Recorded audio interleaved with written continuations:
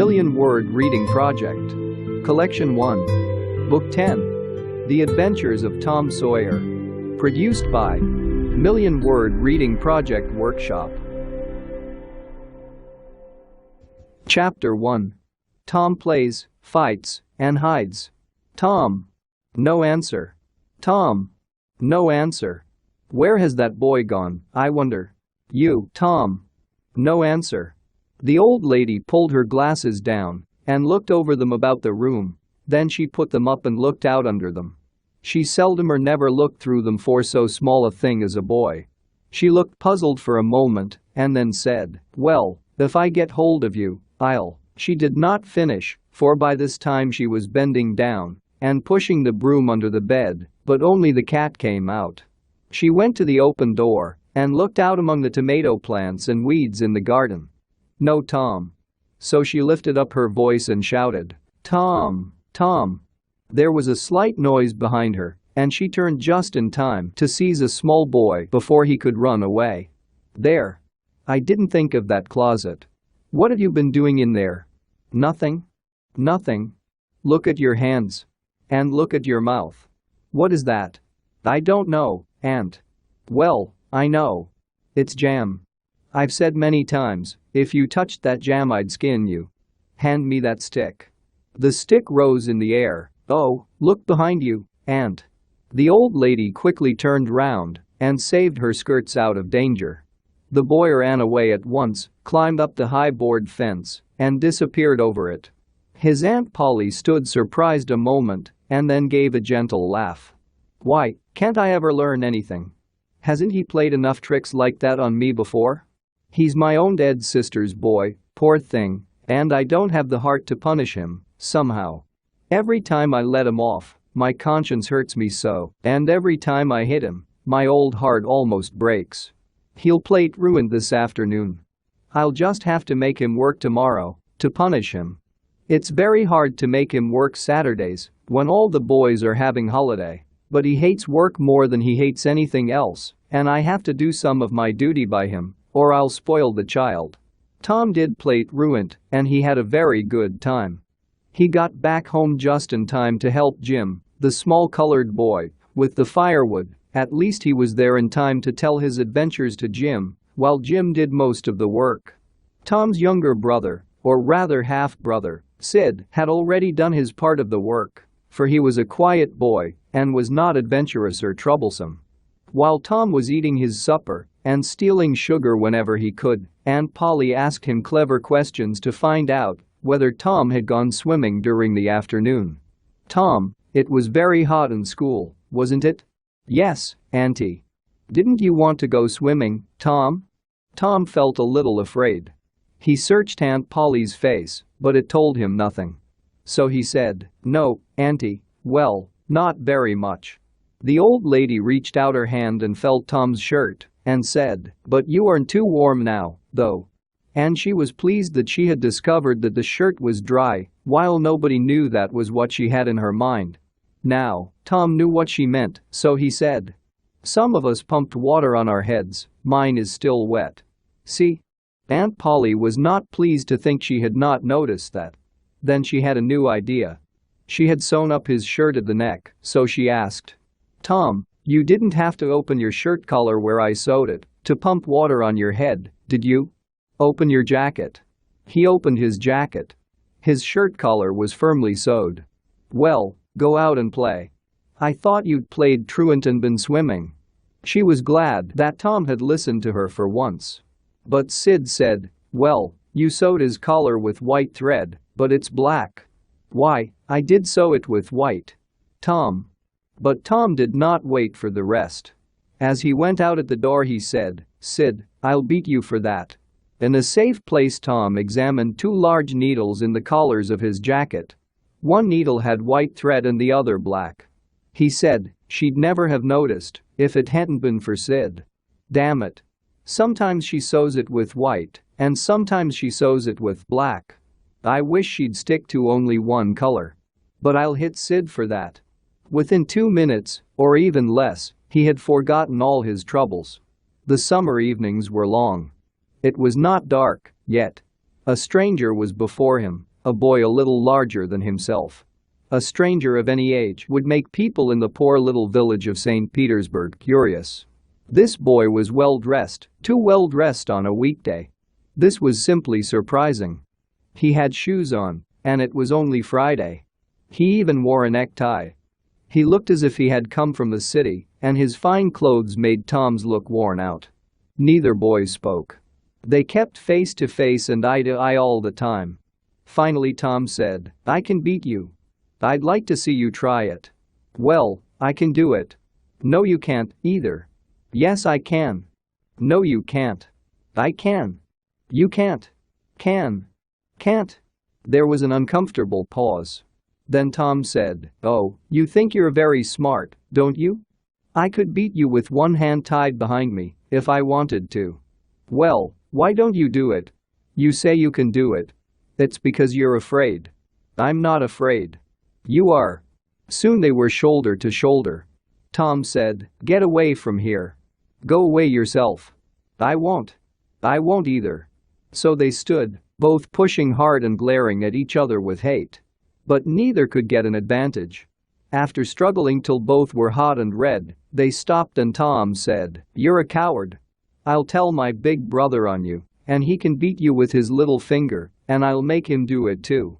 "What do I care for your big brother?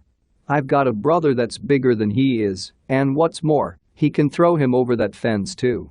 Tom drew a line in the dust with his big toe and said, "If you step over that, I'll beat you till you can't stand up." The new boy stepped over it once and said, "Now you said you'd do it, now let's see you do it. For 2 cents I will do it." The new boy took 2 cents out of his pocket and held them out. Tom struck them to the ground. In an instant both boys were rolling and falling in the dirt, and for a minute they pulled and tore at each other's hair and clothes, hit and scratched each other's nose, and covered themselves with dust and glory. Soon through the fog of battle Tom appeared, seated on the new boy, and beating him with his fists. "Say enough," said he. The boy only struggled to free himself. He was crying, mainly from anger. "Say enough." And the beating went on. At last the stranger said enough, and Tom let him up and said, "Now that'll teach you a lesson. Better look out who you're playing with next time." The new boy went off brushing the dust from his clothes, sobbing, and occasionally looking back and shaking his head and threatening what he would do to Tom the next time he caught him out. Tom only made faces at him and started off proudly, and as soon as his back was turned, the new boy picked up a stone, threw it and hit him between the shoulders, and then ran away fast. Tom ran after him and thus found out where he lived. He then stood at the gate for some time, daring the enemy to come outside, but the enemy only made faces at him through the window and refused. At last the enemy's mother appeared and called Tom a bad child and ordered him away. So he went away. He got home pretty late that night, and when he climbed cautiously in at the window, he found his aunt standing in front of him, and when she saw how his clothes looked, she made up her mind to make him work on Saturday.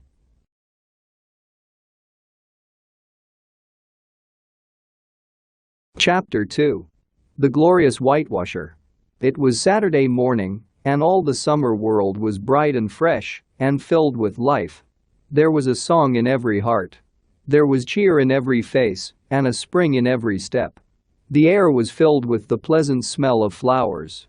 Cardiff Hill, beyond the village and above it, was green with trees and looked beautiful. Tom appeared on the sidewalk with a bucket of whitewash in one hand and a brush with a long handle in the other. He examined the fence, and all pleasure disappeared from him. 30 yards of board fence 9 feet high. Life to him seemed meaningless and was only a burden. Sighing, he dipped his brush and passed it along the top. He repeated the operation, compared what he had done with the long fence, and sat down on a box discouraged. Jim came jumping out at the gate with a tin pail and singing a song. Tom had always considered bringing water from the town pump as hateful work before, but now it did not seem so. He remembered that there were a lot of children at the pump. Boys and girls were always there waiting their turns, resting, trading playthings, quarreling, fighting, playing. And he remembered that, although the pump was only 150 yards off, Jim never got back with a bucket of water within an hour, and even then somebody generally had to go after him. Tom said, "I say, Jim, I'll fetch the water if you'll whitewash some." Jim shook his head and said, "I can't, Master Tom. The mistress told me to go and get this water and not to stop fooling around with anybody." "Oh, never mind what she said, Jim. She always talks that way. Give me the bucket, I will be back in only a minute. She won't know." "Oh, I dare not, Master Tom. She would tear my head off." "Indeed she would. She never beats anybody. She only hits them over the head with her thimble, and who cares for that? Jim, I'll give you a white marble. And besides, if you will, I'll show you my sore toe." Jim was only human, this attraction was too much for him. He put down his pail, took the white marble, and bent over the toe with great interest while the bandage was being taken off. In another moment he was flying down the street with his pail, Tom was whitewashing hard, and Aunt Polly was returning from the field with a shoe in her hand and triumph in her eye. But Tom's energy did not last. He began to think of the fun he had planned for this day and grew sad. Soon the free boys would come along on all sorts of pleasant trips, and they would make fun of him for having to work. This made him very worried. He got out all his wealth and examined it, bits of toys, marbles, and trash. That was not enough to buy even half an hour of complete freedom. So he returned his things to his pocket and gave up the idea of trying to buy the boys. At this dark and hopeless moment an idea came to him, a great idea. He took up his brush and went calmly to work. Soon, Ben Rogers came in sight.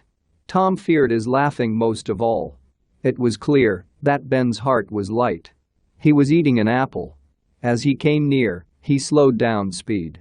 Tom went on whitewashing and paid no attention to Ben. Ben stared a moment and then said, "Hi. You're busy, aren't you?" No answer. Tom studied his last touch with the eye of an artist, then he gave his brush another gentle sweep and examined the result, as before. Ben walked up to him. Tom's mouth watered for the apple, but he stuck to his work.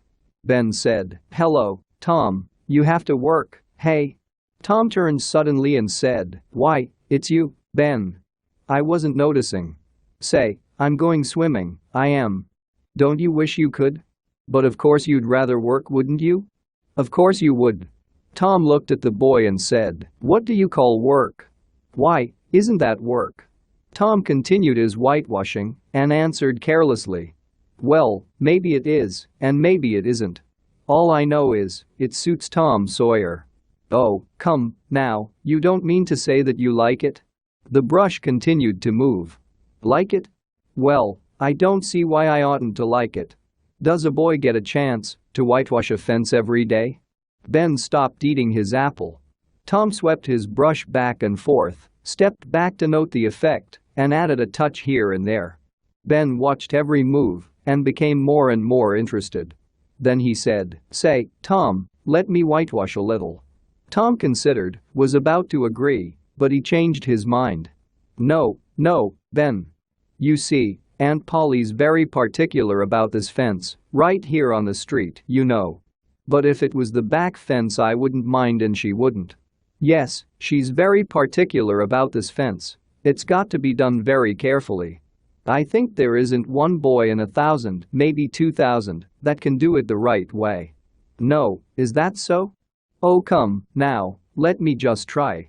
Only just a little, I'd let you, if you were me, Tom. Ben, I'd like to, but Aunt Polly, well, Jim wanted to do it, but she wouldn't let him. Sid wanted to do it, and she wouldn't let Sid. If you whitewash this fence and anything should happen to it. Oh, I'll be just as careful. Now let me try. Say, I'll give you the core of my apple. Well, here, no, Ben, now don't. I'm afraid, I'll give you all of it. Tom gave up the brush with unwillingness in his face, but eagerness in his heart.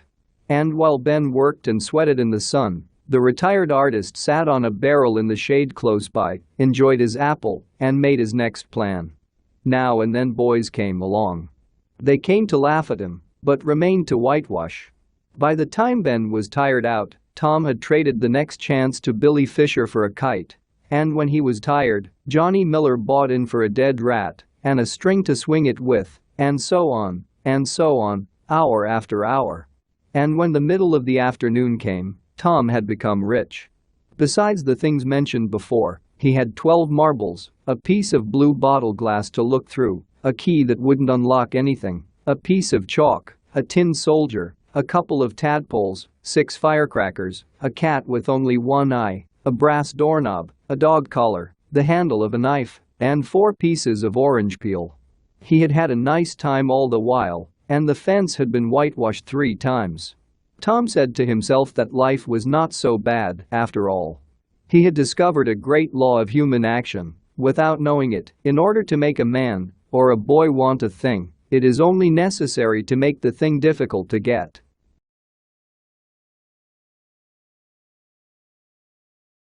Chapter 3. Busy at War and Love. Tom appeared before Aunt Polly, who was sitting by an open window in a pleasant room at the back of the house. It was used as the bedroom, breakfast room, dining room, and library. Because of the gentle summer air, the quiet, the smell of the flowers, and the gentle sounds of the bees, she was nodding over her knitting. Her glasses were pushed up on her gray head for safety. She had thought that of course Tom had deserted long ago, and she wondered at seeing him stand in front of her again in this brave way. He said, "May I go and play now, Aunt?" "What, already? How much have you done?" "It's all done, Aunt." "Tom, don't lie to me, I can't bear it." "I'm not, Aunt. It is all done." Aunt Polly could hardly believe it and went out to see for herself. When she found the entire fence whitewashed, again and again, she was greatly astonished. "Well," she said, "you can work when you try to, Tom. But I must say that you seldom try to. Well, go along and play, but don't get back too late." She was so pleased with his work that she took him into the closet, selected a nice apple, and handed it to him. Then he skipped out and saw Sid just outside. There were pieces of earth nearby. In a moment the air was full of pieces of earth. They flew around Sid, and before Aunt Polly could come to help, 6 or 7 pieces had hit Sid, and Tom was over the fence and gone. There was a gate, but usually he was too busy to make use of it. He was satisfied, since he had punished Sid for pointing out his black thread and getting him into trouble. As he was passing by the house where Jeff Thatcher lived, he saw a new girl in the garden, a lovely little blue-eyed creature with 2 long tails of yellow hair. A girl called Amy Lawrence disappeared completely out of Tom's heart. He had spent months winning her, and here in one instant she had gone out of his heart like a stranger. He admired this new angel secretly, till he saw that she had discovered him. Then he pretended he did not know she was present and began to show off in all sorts of silly ways in order to win her admiration. He did this for some time, but after a while, he saw that the little girl was making her way toward the house. Tom came up to the fence and leaned on it, hoping she would stay a little longer. She stopped a moment on the steps and then moved toward the door. Tom gave a great sigh as she put her foot on the doorstep. But his face lit up right away, for she threw a flower over the fence a moment before she disappeared. The boy ran around, picked up the flower, and he skipped away with the treasure and disappeared round the corner. Then he stopped only for a minute and buttoned the flower inside his jacket, next his heart, or next his stomach, possibly, for he was not sure where his heart exactly was, anyway. All through supper he was so excited that his aunt wondered why. He took a good scolding about hitting Sid and did not seem to mind it at all. He tried to steal sugar under his aunt's berry nose, and his aunt hit his hands for it. "Aunt," he said, "you don't hit Sid when he takes it." "Well, Sid doesn't trouble me as you do. You would always steal that sugar if I wasn't watching you." This made Sid very happy. Soon after, she stepped into the kitchen, and Sid reached for the sugar bowl. But his fingers slipped and the bowl dropped and broke. Tom was pleased. He even kept silent. He said to himself that he would not speak a word, even when his aunt came in, but would sit perfectly still till she asked who did it. Then he would tell, and there would be nothing so good in the world as to see that model boy be beaten. He was so excited that he could hardly keep still, when the old lady came back and stood angrily above the broken bowl. He said to himself, "Now it's coming." And the next moment he was lying on the floor. The old lady lifted her hand to strike again when Tom cried out, "Stop, now. Why are you beating me?" "Sid broke it." Aunt Polly paused. She was puzzled, and Tom expected her to show pity. But when she got her tongue again, she only said, "Well, you didn't get a beating wrong, I think. You must have done other bad things when I was out." Then she felt sorry in her heart. She wanted very much to say something kind and loving, but she judged that this would mean she had been in the wrong. So she kept silence and went about her affairs with a troubled heart. Tom sat sadly in a corner. He knew that in her heart his aunt was saying sorry to her, and he was satisfied with it. He would take no notice of it. He knew that she looked at him now and then, through tears, expecting him to forgive her, but he refused to see it. He imagined himself dying in bed and his aunt bending over him, asking for one little forgiving word, but he would turn his face to the wall and die without saying that word. Ah, how would she feel then? And he imagined himself brought home from the river, dead, with his hair all wet and his painful heart at rest. How she would throw herself upon him, and how her tears would fall like rain. She would pray God to give her back her boy and promise she would never be unkind to him anymore. But he would lie there, cold and pale, and make no sign, poor little sufferer. He was so touched by these feelings that he had to keep on swallowing. His eyes swam in tears, which ran down from the end of his nose. And he was enjoying his sorrows so much that he would not have any delight. So, shortly afterwards, when his cousin Mary danced in, all alive with the joy of seeing home again after a visit of 1 week to the country, he got up and moved in clouds and darkness out at one door as she brought song and sunshine in at the other. He went far from the places where boys usually gathered and found lonely places that suited his spirit. A log raft in the river invited him, and he seated himself on it and looked at the great stream. He wished that he could only be drowned, all at once, without suffering any pain. Then he thought of his flower. He got it out and found it no longer fresh. This made him even sadder. He wondered if she would pity him if she knew. Would she cry? Or would she turn coldly away? At last he stood up sighing and went away in the darkness. Not long after, as Tom was getting ready for bed, Sid woke up, but he did not say anything, for there was danger in Tom's eye. Tom went to bed without saying his prayers. Chapter 4. Tom meets Becky. Monday morning found Tom Sawyer miserable. Monday morning always found him so, because it began another week's slow suffering in school. Tom lay thinking.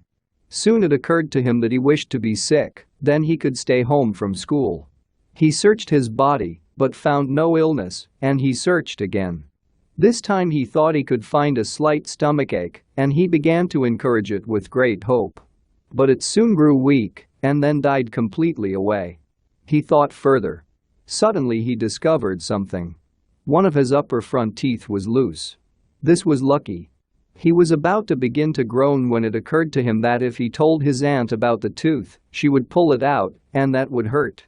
So he thought he would keep the tooth now, and searched further.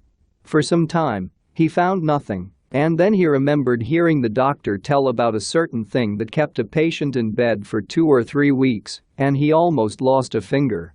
So the boy eagerly drew his sore toe from under the sheet and held it up for examination. So he began to groan loudly. But Sid went on sleeping. Tom groaned louder and imagined that he began to feel pain in the toe, but this still did not wake Sid up. Tom was annoyed. He said, "Sid, Sid," and shook him. Sid woke up, supported himself on his elbow and began to stare at Tom. Tom went on groaning. Sid said, "Tom. Say, Tom." No reply. "Here, Tom. Tom. What is the matter, Tom?" And he shook him and looked in his face anxiously. Tom groaned out, "Oh, don't, Sid. Don't shake me." "Why, what's the matter, Tom?" "I must call Auntie." "No, never mind. It'll be over in a while, maybe." "Don't call anybody." "But I must." Don't groan so, Tom, it's terrible. How long have you been like this? Hours. Oh, don't shake me so, Sid. You'll kill me. Tom, why didn't you wake me sooner? Oh, Tom, don't. It makes me afraid to hear you. Tom, what is the matter? I forgive you everything, Sid. Groan. Everything you've ever done to me. When I'm gone. Oh, Tom, you aren't dying, are you? Don't, Tom, oh, don't. Maybe. I forgive everybody, Sid. Groan. Tell them so, Sid. And Sid, you give my cat with one eye to that new girl that's come to town, and tell her. But Sid had thrown on his clothes and gone. So well was Tom's imagination working that he was really suffering now. His groans sounded quite real. Sid flew downstairs and said, "Oh, Aunt Polly, come. Tom's dying." "Dying?" "Yes. Don't wait, come quick." "Nonsense. I don't believe it." But she fled upstairs, with Sid and Mary after her. And her face grew white too, and her lip trembled. When she reached the bedside she was out of breath. "You, Tom," she called, "Tom, what's the matter with you?" "Oh, Auntie, What's the matter with you? What is the matter with you, child?" "Oh, Auntie, my sore toe's dead." The old lady sank down into a chair and laughed a little, then cried a little, then did both together. This calmed her down and she said, "Tom, what a surprise you gave me. Now you shut up that nonsense and climb out of this." The groans stopped and the pain disappeared from the toe. The boy felt a little foolish and he said, "Aunt Polly, it seemed dead and it hurt, so I never minded my tooth at all." "Your tooth, indeed. What's the matter with your tooth?" "One of them is loose and it aches badly." There, now, don't begin that groaning again. Open your mouth." "Well, your tooth is loose, but you're not going to die about that. Mary, get me a silk thread and a piece of burning wood out of the kitchen." Tom said, "Oh, please, Auntie, don't pull it out. It doesn't hurt anymore. Please don't, Auntie. I don't want to stay home from school." "Oh, you don't you? So all this was because you thought you'd be able to stay home from school and go fishing?" Tom, I love you so, and you seem to try every way you can to break my heart." By this time the thread and the fire were ready. The old lady tied one end of the silk thread to Tom's tooth and tied the other to the bedpost. Then she seized fire and suddenly pushed it almost into the boy's face. The tooth hung by the bedpost now. But all sufferings have their rewards. As Tom went to school after breakfast, every boy he met envied him because the gap in his upper row of teeth enabled him to spit in a new and excellent way. A group of boys followed him to watch him spit. Shortly after, Tom met Huckleberry Finn, son of the town drunkard. Huckleberry was hated and feared by all the mothers of the town because he was lazy and bad, and because all their children admired him so and wished they could be like him. Like other boys, Tom also envied Huckleberry because he could live freely, although Tom had been warned not to play with him. So he played with him every time he got a chance. Huckleberry was always dressed in worn clothes thrown off by full-grown men. He came and went at his own free will. He slept on doorsteps in fine weather and in empty barrels when it rained. He did not have to go to school or to church, or call anybody master or obey anybody. He could go fishing or swimming when and where he chose and stay as long as it suited him. Nobody forbade him to fight. He could sit up as late as he pleased. He was always the first boy that went barefoot in the spring and the last to put on his shoes in the fall. He never had to wash nor put on clean clothes. He could swear wonderfully. In a word, that boy had everything that made life precious. That was what every sad boy thought in St. Petersburg. "Hello, Huckleberry. What's that you got?" asked Tom. "Dead cat." "Let me see him, Huck." "Oh, he's quite stiff." "Say, what is a dead cat good for, Huck?" "Good for? Cure warts with." "But how do you cure them with dead cats?" "Why, you take your cat and go and get in the graveyard about midnight when somebody that was bad has been buried. And when it's midnight a devil will come, or maybe 2 or 3. But you can't see them, you can only hear something like the wind, or maybe hear them talk. When they're taking that fellow away, you throw your cat after them and say, devil follow corpse, cat follow devil, warts follow cat, I'm done with you. That'll cure any wart. Sounds right. Did you ever try it, Huck? No. Say, Hucky, when are you going to try the cat? Tonight. I think they'll come after old Hoss Williams tonight. But they buried him Saturday. Didn't they get him Saturday night? Why, how you talk. How could their charms work before midnight? And then it's Sunday. Devils don't move around on Sunday, I think. I never thought of that. That's so. Let me go with you? Of course, if you aren't afraid. Afraid? No. Will you meow? Yes, and you meow back, if you get a chance.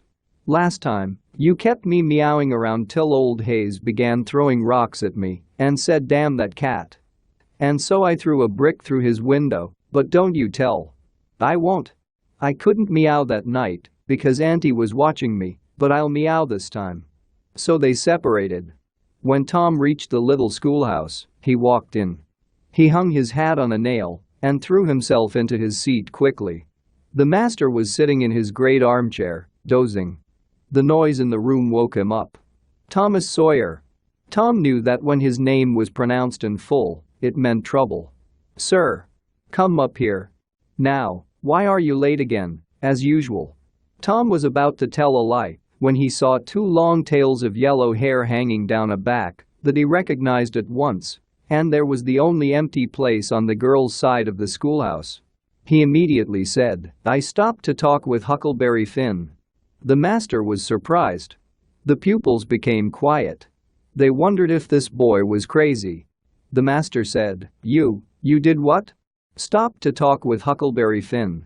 There was no mistaking the words. Thomas Sawyer, this is the most astonishing thing I have ever listened to. You'll have to be punished for this. Take off your jacket. The master beat Tom until his arm was tired. Then the order followed, now, go and sit with the girls. And let this be a warning to you. The pupils laughed, and this seemed to make the boy look ashamed, but in fact, that look was caused by his admiration of the unknown angel and the pleasure in his heart. He sat down upon the end of the bench, and the girl moved away from him proudly. The pupils made faces and whispered, but Tom sat still, with his arms upon the long low desk before him, and seemed to study his book. After a while, the children stopped noticing him, and the usual school noise began once more. Soon the boy began to steal glances at the girl. She observed it, made a face at him, and gave him the back of her head for a minute. When she carefully faced around again, there was a peach before her. She pushed it away. Tom gently put it back. She pushed it away again, and Tom patiently returned it to its place. Then she let it remain. Tom wrote on his slate, Please take it, I got more. The girl glanced at the words, but made no sign. Now the boy began to draw something on the slate, hiding his work with his left hand. For a time the girl refused to notice, but soon she became curious. The boy worked on. The girl tried to see, but the boy pretended that he was not aware of it. At last she gave in and hesitatingly whispered, Let me see it. Tom partly uncovered a picture of a house with smoke rising from the chimney. Then the girl became interested in the work, and she forgot everything else. When it was finished, she looked a moment, then whispered, It's nice, make a man. The artist drew a man in the front yard, but the man was so big he could have stepped over the house. The girl was satisfied with the monster, however, and she whispered, It's so nice, I wish I could draw. It's easy, whispered Tom, I'll teach you. Oh, will you? When? At noon. Do you go home to dinner? I'll stay if you will. Good. What's your name? Becky Thatcher. What's yours? Oh, I know. It's Thomas Sawyer. That's the name they use when they beat me. I'm Tom when I'm good. You call me Tom, will you? Yes. Now Tom began to write something on the slate, hiding the words from the girl. But she was not backward this time. She begged to see. Tom said, Oh, it isn't anything. You don't want to see. Yes, I do, indeed I do. Please let me. You won't tell anybody at all? Ever, as long as you live? No, I won't ever tell anybody. Now let me." Tom let his hand slip little by little till these words were shown. "I love you." "Oh, you bad thing." And she hid his hand, but her face turned red, and she looked pleased, however. Just at this moment the boy felt a hand closing on his ear and lifting him up. He was led across the house and placed in his own seat, while the whole school laughed. Then the master stood over him during a few moments and finally moved away to his armchair without saying a word. But although Tom's ear hurt, his heart was delighted.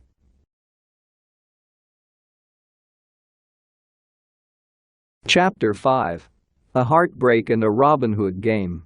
The harder Tom tried to fix his mind on his book, the more his ideas wandered.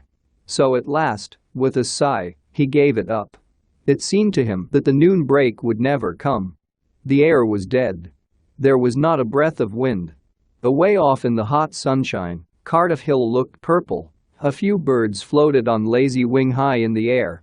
No other living thing was in sight but some cows, and they were asleep.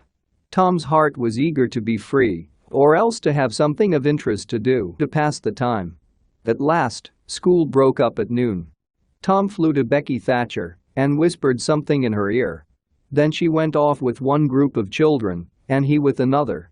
In a little while, they returned to the school. Now they had it all to themselves.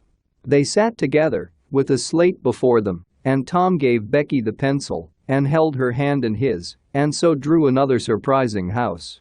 When they lost interest in art, the two began talking. Tom was very happy. He said, "Do you love rats?" "No. I hate them." "Well, I do too, live ones. But I mean dead ones, to swing round your head with a string. No, I don't care for rats much, anyway. What I like is chewing gum." "Oh, I should say so. I wish I had some now." "Do you?" "I've got some.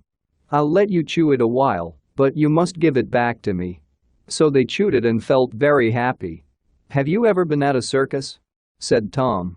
"Yes, and my father's going to take me again sometime, if I'm good. I have been to the circus 3 or 4 times, lots of times. There are things going on at a circus all the time. I'm going to be a clown in a circus when I grow up." "Oh, are you? That will be nice. They're so lovely." "Yes, that's so. And they get lots of money, almost $1 a day, Ben Rogers says. I say, Becky, please promise me that you won't have any friend but me. Then we will come to school or go home together. I'll choose you at parties and you choose me." "That sounds nice. Then you will never love anybody but me. Will you?" "I'll never love anybody but you, Tom, and you will not love anybody but me either." "Certainly. Of course. It's so nice. I never heard of such a thing before." "Oh, it's ever so pleasant. Why, me and Amy Lawrence." Becky's eyes became big, and Tom stopped at once. "Oh, Tom. Then I am not the only one you love." The child began to cry. Tom said, "Oh, don't cry, Becky, I don't love her anymore." "Yes, you do, Tom, you know you do." Tom tried to put his arm about her neck, but she pushed him away, turned her face to the wall and went on crying. "Becky, I don't care for anybody but you." Becky did not reply. "Becky," begged Tom. "Becky, won't you say something?" Still, there was no reply. Tom got out his jewel, a brass knob, and passed it around her so that she could see it, and said, "Please, Becky, won't you take it?" She struck it to the floor. Then Tom marched out of the house and over the hills and far away. He would not return to school that day. Then Becky ran to the door. He was not in sight. She flew around to the play yard, and he was not there. Then she called, "Tom! Come back, Tom!" She listened carefully, but there was no answer. So she sat down to cry again and blame herself. By this time the pupils began to gather again, and she had to hide her sadness and pass a long boring afternoon with no one to share her sorrows. Half an hour later Tom was disappearing behind Douglas's house on the top of Cardiff Hill, and the schoolhouse could hardly be seen away in the valley behind him. He entered a thick wood, came to the center of it, and sat down under a spreading oak. There was not a wind, the birds had stopped singing because of the heat. The boy sat for a long time with his elbows on his knees and his chin in his hands, thinking. It seemed to him that life was but a trouble. He almost envied Jimmy Hodges, who had died lately.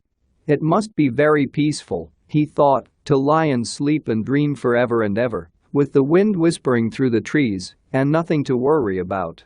If he only had a clean Sunday school record, he could be willing to go and be done with it all.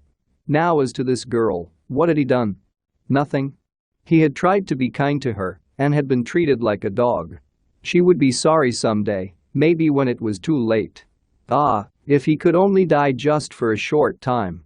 Just then the sound of a toy tin trumpet came through the forest. Tom threw off his jacket and trousers, pushed away some dead branches behind a rotten log, and found a bow and arrow, a wooden sword and a tin trumpet. In a moment he had seized these things and leapt away.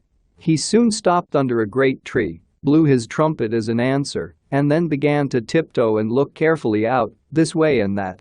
He said softly to an imaginary group of men, "Don't move, my merry men. Keep hidden till I blow."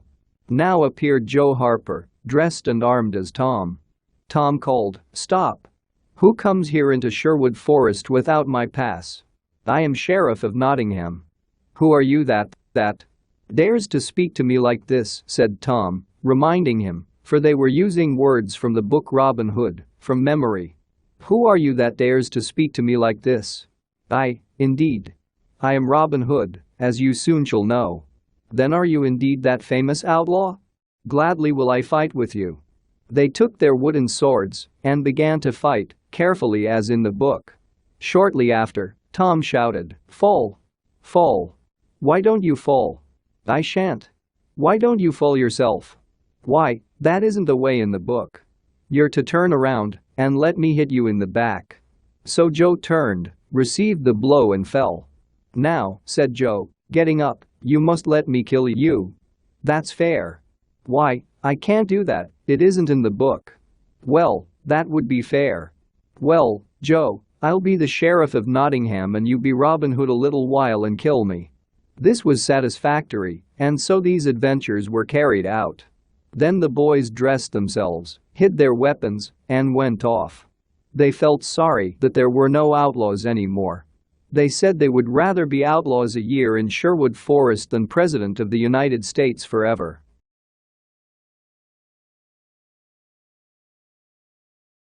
Chapter 6. Tragedy in the Graveyard.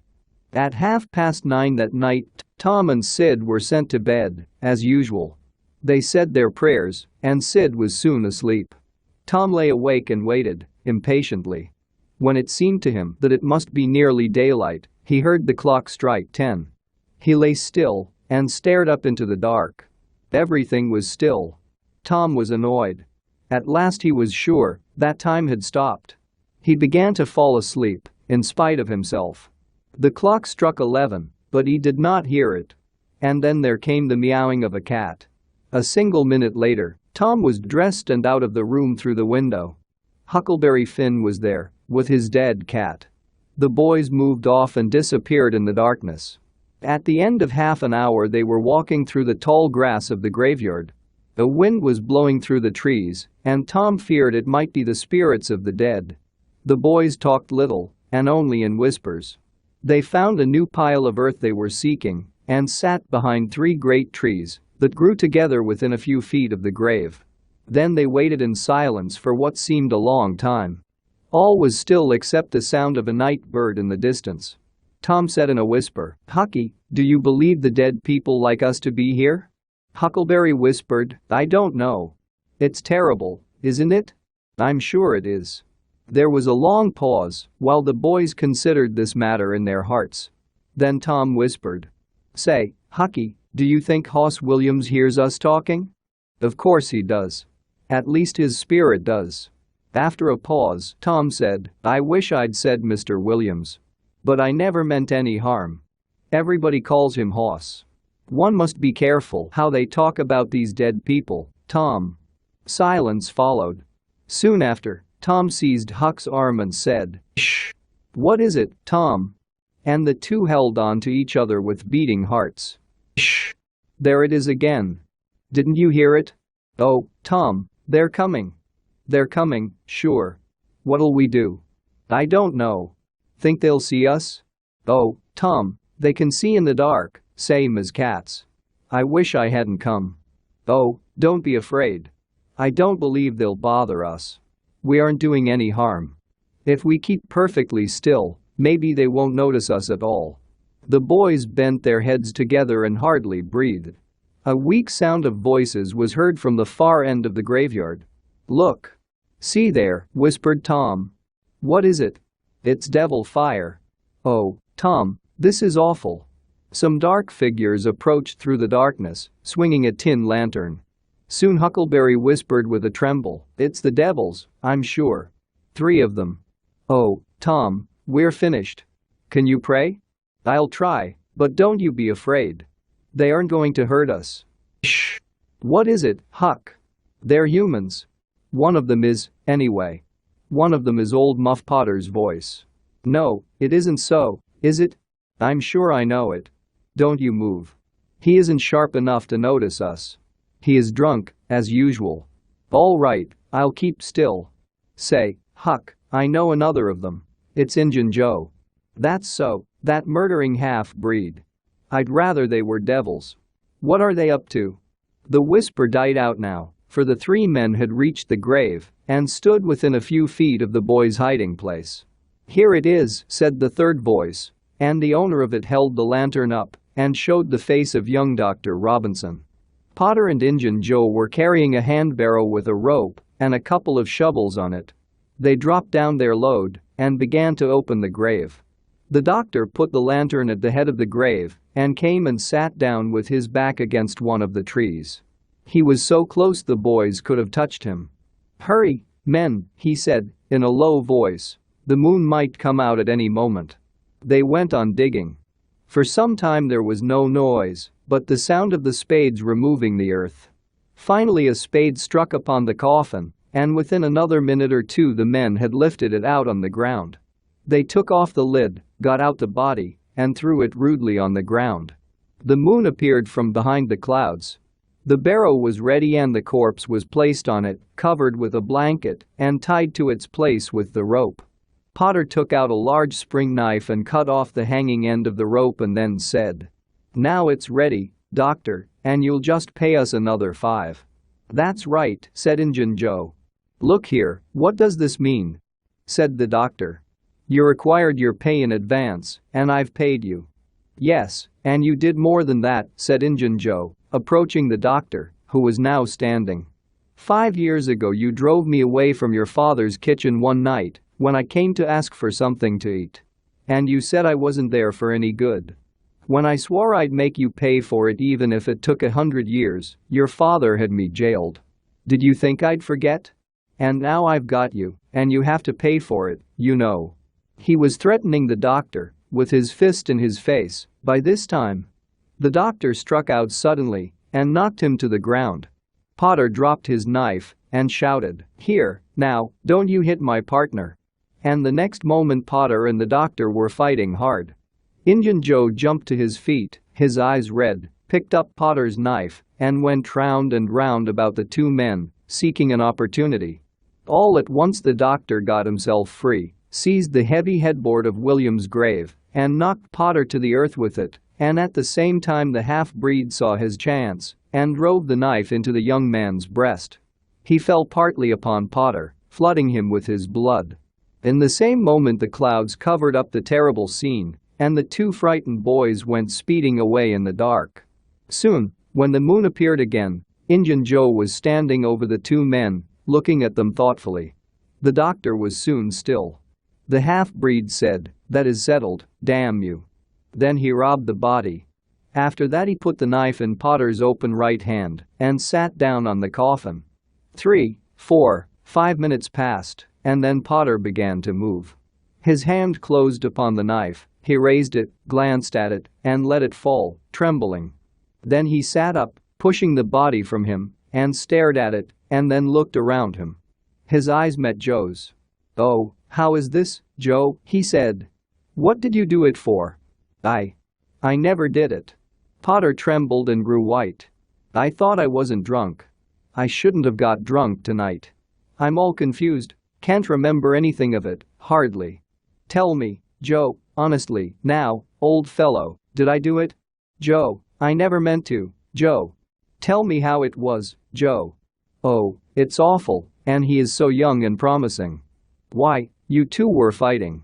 He hit you with the headboard and you fell flat. Then you came up and seized the knife and struck it into him, just as he hit you again, and here you've lain dead till now. Oh, I didn't know what I was doing. It was all because of the whiskey and the excitement, I think. I never used a weapon in my life before, Joe. I've fought, but never with weapons. They'll all say that. Joe, don't tell. Say you won't tell, Joe, that's a good fellow.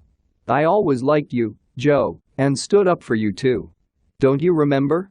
You won't tell, will you, Joe? And the poor man dropped on his knees before the murderer. No, you've always been kind to me, Potter, and I will keep silent. Oh, Joe, you're an angel. I'll bless you, as long as I live. And Potter began to cry. Come, now, that's enough of that. This isn't any time for crying. You go off that way and I'll go this. Move, now, and don't leave any tracks behind you. Potter quickly began to run. The half-breed stood looking after him. He said to himself, he is so drunk and frightened. He won't think of the knife till he's gone very far. Then he'll be afraid to come back after it to such a place by himself. 2 or 3 minutes later, all was quiet again in the grave. Chapter 7. Swear to keep silent. The two boys flew on and on, toward the village. They were too frightened to speak. They glanced backward over their shoulders from time to time, nervously, as if they feared they might be followed. As they sped by some cottages that lay near the village, the barking of dogs made them run faster. If we can only get to the old tannery before we break down, whispered Tom between breaths. I can't stand it much longer. Huckleberry's hard breathing was his only reply. They came nearer and nearer, and at last, they broke through the open door and fell in the shadows. Before long, they calmed down, and Tom whispered, Huckleberry, what do you think will happen next? If Dr. Robinson dies, I think Injun Joe will be hanged. Tom thought a while, then he said, who'll tell? We? What are you talking about? Suppose something happened and Injun Joe wasn't hanged? Why, he'd kill us. That's just what I was thinking to myself, Huck. If anybody tells, let Muff Potter do it, if he's fool enough. He's generally drunk enough. Tom said nothing, went on thinking. Then he said, Hucky, are you sure you can keep silent? Tom, we have to keep silent. You know that. Joe would easily drown us like a couple of cats if we were to speak about this, and they didn't hang him. Now, look here, Tom, let's swear to one another, that's what we have to do, swear to keep silent. I agree. It's the best thing. Would you just hold hands and swear that we… Oh no, that wouldn't do for this. That's good enough for little things, but there ought to be writing about a big thing like this. And blood. Tom completely agreed with this idea. He picked up a clean board that lay in the moonlight, took a little piece of pencil out of his pocket, got the moon on his work, and wrote these lines. Huck Finn and Tom Sawyer swear they will keep silent about this, and they wish to drop down dead if they ever tell. Huckleberry admired Tom so much for his ability in writing. He at once took a pin, and each boy pricked the ball of his thumb and pressed out a drop of blood. In time, Tom managed to sign his initials, using the ball of his little finger for a pen. Then he showed Huckleberry how to make an H and an F. They buried the board close to the wall. A figure crept through a break in the other end of the ruined building now, but they did not notice it. Tom, whispered Huckleberry, does this keep us from ever telling, always? Of course it does. It doesn't make any difference what happens, we've got to keep silent. We'd drop down dead, don't you know that? Yes, I think that's so. They continued to whisper for some little time. Then, they heard a noise. Shh! What's that? Tom whispered. It's somebody snoring, Tom. That is it. Where is it, Huck? I believe it's down at the other end. The spirit of adventure rose in the boys' souls once more. "Hucky, do you dare to go if I lead?" "I don't like to, much." "Tom, suppose it's Injun Joe." Tom trembled. But soon the boys became so curious that they agreed to try. They agreed that they would run away if the snoring stopped. So they went tiptoeing quietly down, the one behind the other. When they had got to within 5 steps of the snorer, Tom stepped on a stick, and it broke with a sharp noise. The man turned a little, and his face came into the moonlight. It was Muff Potter. The boys' hearts had stood still, and their hopes too, when the man moved, but their fears passed away now. They tiptoed out, stopped at a little distance to say goodbye. When Tom crept in at his bedroom window, the night was almost over. He undressed carefully and fell asleep, glad that nobody knew what he had done. He was not aware that Sid had been awake for an hour. When Tom awoke, Sid was dressed and gone. There was a late look in the light. He was surprised. Why had he not been called, as usual? This made him worried. Within 5 minutes he was dressed and downstairs, feeling sore and sleepy. The family were still at table, but they had finished breakfast. Nobody said anything, and this made Tom afraid. He sat down and tried to seem cheerful, but nobody smiled or made a reply, and he became silent again. After breakfast his aunt took him aside, and Tom was sure his aunt was going to beat him, but she did not. His aunt wept over him and asked him how he could go and break her old heart so. Finally she told him to go on and ruin himself, for it was no use for her to try anymore. This was worse than beating, and Tom's heart hurt more than his body now. He cried, he begged her to forgive him, promised to be good again.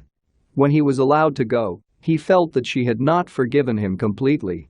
He went to school sadly and was punished by the master, along with Joe Harper, for playing truant the day before. Then he went back to his seat, rested his elbows on his desk and his jaws in his hands, and stared at the wall. It seemed that his suffering had reached the limit and could go no further. His elbow was pressing against something hard. After a long time he slowly and sadly changed his position and took up this object with a sigh. It was in a paper. He opened it. A long sigh followed, and his heart broke. It was his brass knob. This final feather broke the camel's back. Chapter 8. Conscience troubles Tom. Just before noon the whole village was suddenly shocked with the terrible news.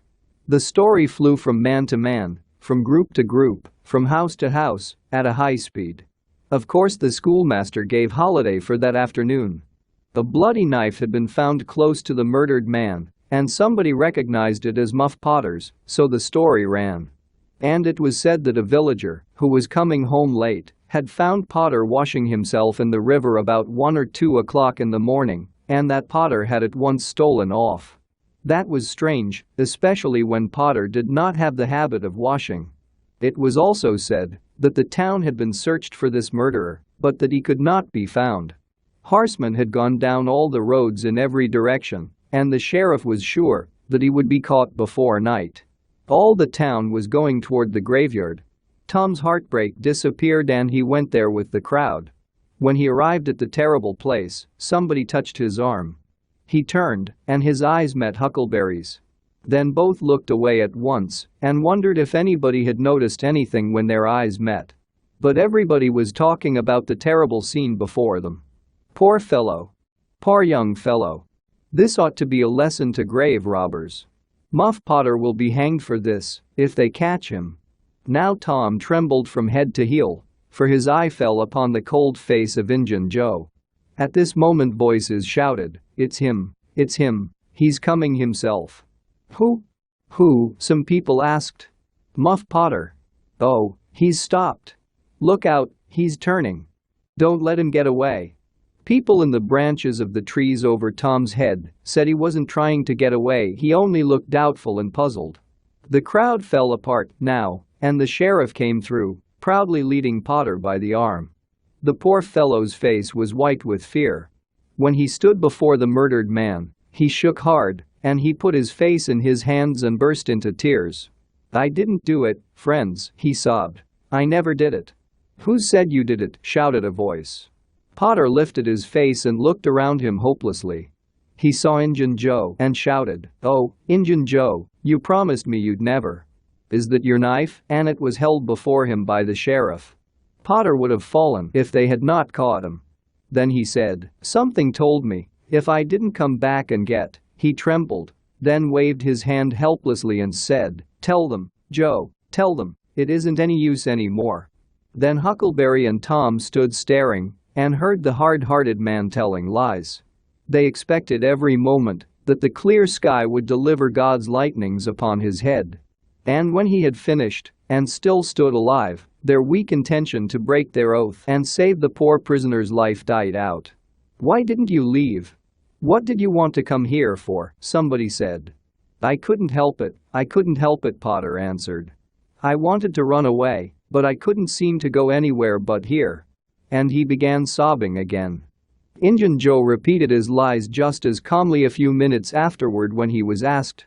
When the boys saw that the lightnings still had not come, they were sure that Joe had sold himself to the devil. He had now become the most interesting person they had looked upon, and they could not take their eyes off his face. Tom's fearful secret and his conscience disturbed his sleep for as much as a week after this, and at breakfast one morning Sid said, "Tom, you talk in your sleep so much that you keep me awake half the time." Tom turned white and dropped his eyes. "It's a bad sign," said Aunt Polly, seriously. "What have you got on your mind, Tom?" "Nothing. Nothing that I know of." But the boy's hand shook so that he spilled his coffee. "And you do talk such things," Sid said. "Last night you said, 'It's blood, that's what it is.' You said that over and over. And you said, 'Don't let me suffer so, I'll tell.' Tell what? What is it you'll tell?" Everything was swimming before Tom. He did not know what would happen next. But luckily Aunt Polly looked worried, and she came to Tom's help without knowing it. She said, "It's that terrible murder. I dream about it almost every night myself. Sometimes I dream that I did it." Mary said she had been affected much the same way. Sid seemed satisfied. Every day or two, during this time of sorrow, Tom went to the little jail window whenever possible and handed such small comforts through to the murderer as he could get hold of. The jail was a little brick house that stood at the edge of the village, and there were no guards. This greatly helped to ease Tom's conscience. The villagers had a strong desire to punish Injun Joe for body snatching, but he was such a dangerous man that nobody was willing to take the lead in the matter, so it was dropped. Chapter 9. The Cat and the Painkiller. One of the reasons why Tom's mind had gone away from its secret troubles was that he had found a new and important matter to worry about. Becky Thatcher had stopped coming to school. Tom had struggled with his pride a few days and tried to forget her, but failed. He began to find himself hanging around her father's house at nights and feeling very miserable. She was ill. What if she should die? Life had lost its interest. There was nothing but misery left. His aunt was worried. She began to try all kinds of remedies on him. She had read about the water treatment, so she decided to try it on Tom. She had him out at daylight every morning, stood him up in the woodshed, and drowned him with cold water. Then she rubbed him hard with a towel. Then she rolled him up in a wet sheet and put him away under blankets to sweat. Yet in spite of all this, the boy grew more and more depressed. This made the old lady anxious. Now she heard of painkiller for the first time. She ordered a lot at once. She tasted it. It was simply fire in a liquid form. She gave Tom a teaspoonful and watched with the deepest anxiety for the result. A wild look came to Tom's eyes, and then he started to race round the room. Aunt Polly was delighted. Her troubles were over, for the depression was broken up. Tom felt that it was time to wake up, so he thought over various plans for fun and finally decided to pretend to be fond of painkiller. He asked for it so often that his aunt told him to help himself and stop bothering her. She watched the bottle in secret. She found that the medicine did really become less, but she did not know that the boy was mending the health of a crack in the sitting room floor with it. One day Tom was caring for the crack when his aunt's yellow cat came along, looking at the teaspoon eagerly and begging for a taste. Tom said, "Don't ask for it unless you want it, Peter." But Peter showed that he did want it. "You better make sure." Peter was sure. "Now you've asked for it, and I'll give it to you. But if you find you don't like it, you mustn't blame anybody but your own self." So Tom opened his mouth and poured down the painkiller. Peter jumped a couple of yards in the air and then set off round and round the room, knocking against furniture, upsetting flower pots, and causing damage. Aunt Polly entered in time to see him jump in the air and sail through the open window, carrying the flower pots with him. The old lady stood astonished, staring over her glasses. Tom lay on the floor laughing loudly. "Tom, what's wrong with that cat?" "I don't know, Aunt," replied the boy. "Why, I never see anything like it. What did make him act so?" "Indeed I don't know, Aunt Polly. Cats always act so when they're having a good time." "They do they?" There was something in the voice that made Tom worried. "Yes, Auntie. That is, I believe they do." "You do?" "Yes, Auntie." The old lady was bending down, Tom watching anxiously. The handle of the teaspoon could be seen under the bed. Aunt Polly took it and held it up. Tom stood back and dropped his eyes. Aunt Polly raised him by the usual handle, his ear, and knocked his head hard with her thimble. "Now, sir, why did you want to treat that poor cat so?" "I did it out of pity for him, because he hadn't any aunt." "Hadn't any aunt? You fool. What has that got to do with it?" "Much. Because if he'd had one she'd have burned his bowels out of him." Aunt Polly suddenly felt guilty. This was explaining the thing clearly. What was cruelty to a cat might be cruelty to a boy, too. She began to feel sorry. Her eyes watered a little, and she put her hand on Tom's head and said gently, "I was meaning for the best, Tom. And, Tom, it did do you good." Tom looked up in her face. "I know you were meaning for the best, Auntie, and so was I with Peter. It did him good too. I never saw him get around so before." "Oh, go out, Tom, before you make me angry again. And try to be a good boy for once, and you needn't take any more medicine." Tom reached school ahead of time. This strange thing had been occurring every day recently. And now, again, he waited at the gate of the schoolyard instead of playing with his friends. He was sick, he said. He pretended to be looking everywhere, but he really was looking down the road. Soon Jeff Thatcher came in sight. When he arrived, Tom spoke to him and tried to get some information about Becky in an indirect way, but the stupid boy could not understand what Tom wanted. Tom watched and watched, hoping whenever a girl came in sight, and hating her as soon as he saw she was not the right one. At last girls stopped coming, and he felt hopeless. He entered the empty schoolhouse and sat down to suffer. Then one more girl passed in at the gate, and Tom became excited with joy. The next instant he was out, yelling, laughing, running after boys, jumping over the fence at risk of his legs and arms, standing on his head, doing all the brave things he could think of. And he kept an eye out, all the while, to see if Becky Thatcher was noticing. But she seemed not to notice at all. She never looked. Could it be possible that she was not aware that he was there? He came close to her, making loud noises.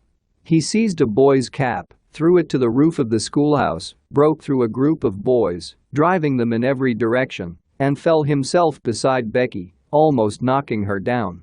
She turned away, with her nose in the air, and he heard her say, "Some people think they're smart, always showing off." Tom's cheeks burned. He gathered himself up and stole off, defeated and disappointed.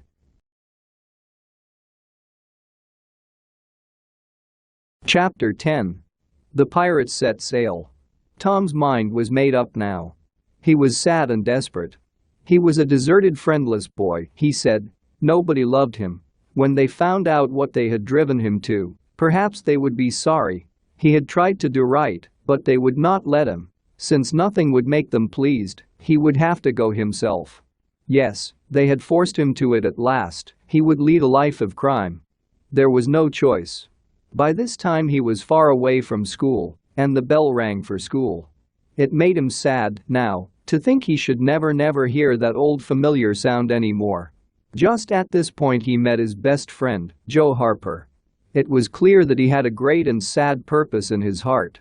Tom, wiping his eyes with his sleeve, began to tell him about his plan to escape from the hard life at home. Since no one had pity on him, he would wander abroad into the great world never to return. At last, he said that he hoped Joe would not forget him. But it was clear that Joe had come to find him because he had also planned to go away. His mother had beaten him for drinking some cream, but in fact he had never tasted it and knew nothing about it. It was clear that she was tired of him and wished him to go. If she felt that way, there was nothing for him to do but leave. He hoped she would be happy and never regret having driven her poor boy out into the cruel world to suffer and die. As the two boys walked sadly along, they agreed to stand by each other and be brothers and never separate till death. Then they began to make their plans. They decided to be pirates and live a life of crime. 3 miles below St. Petersburg, at a point where the Mississippi River was a little over a mile wide, there was a long, narrow, wooded island with a shallow bar at the head of it, and this was a good meeting place.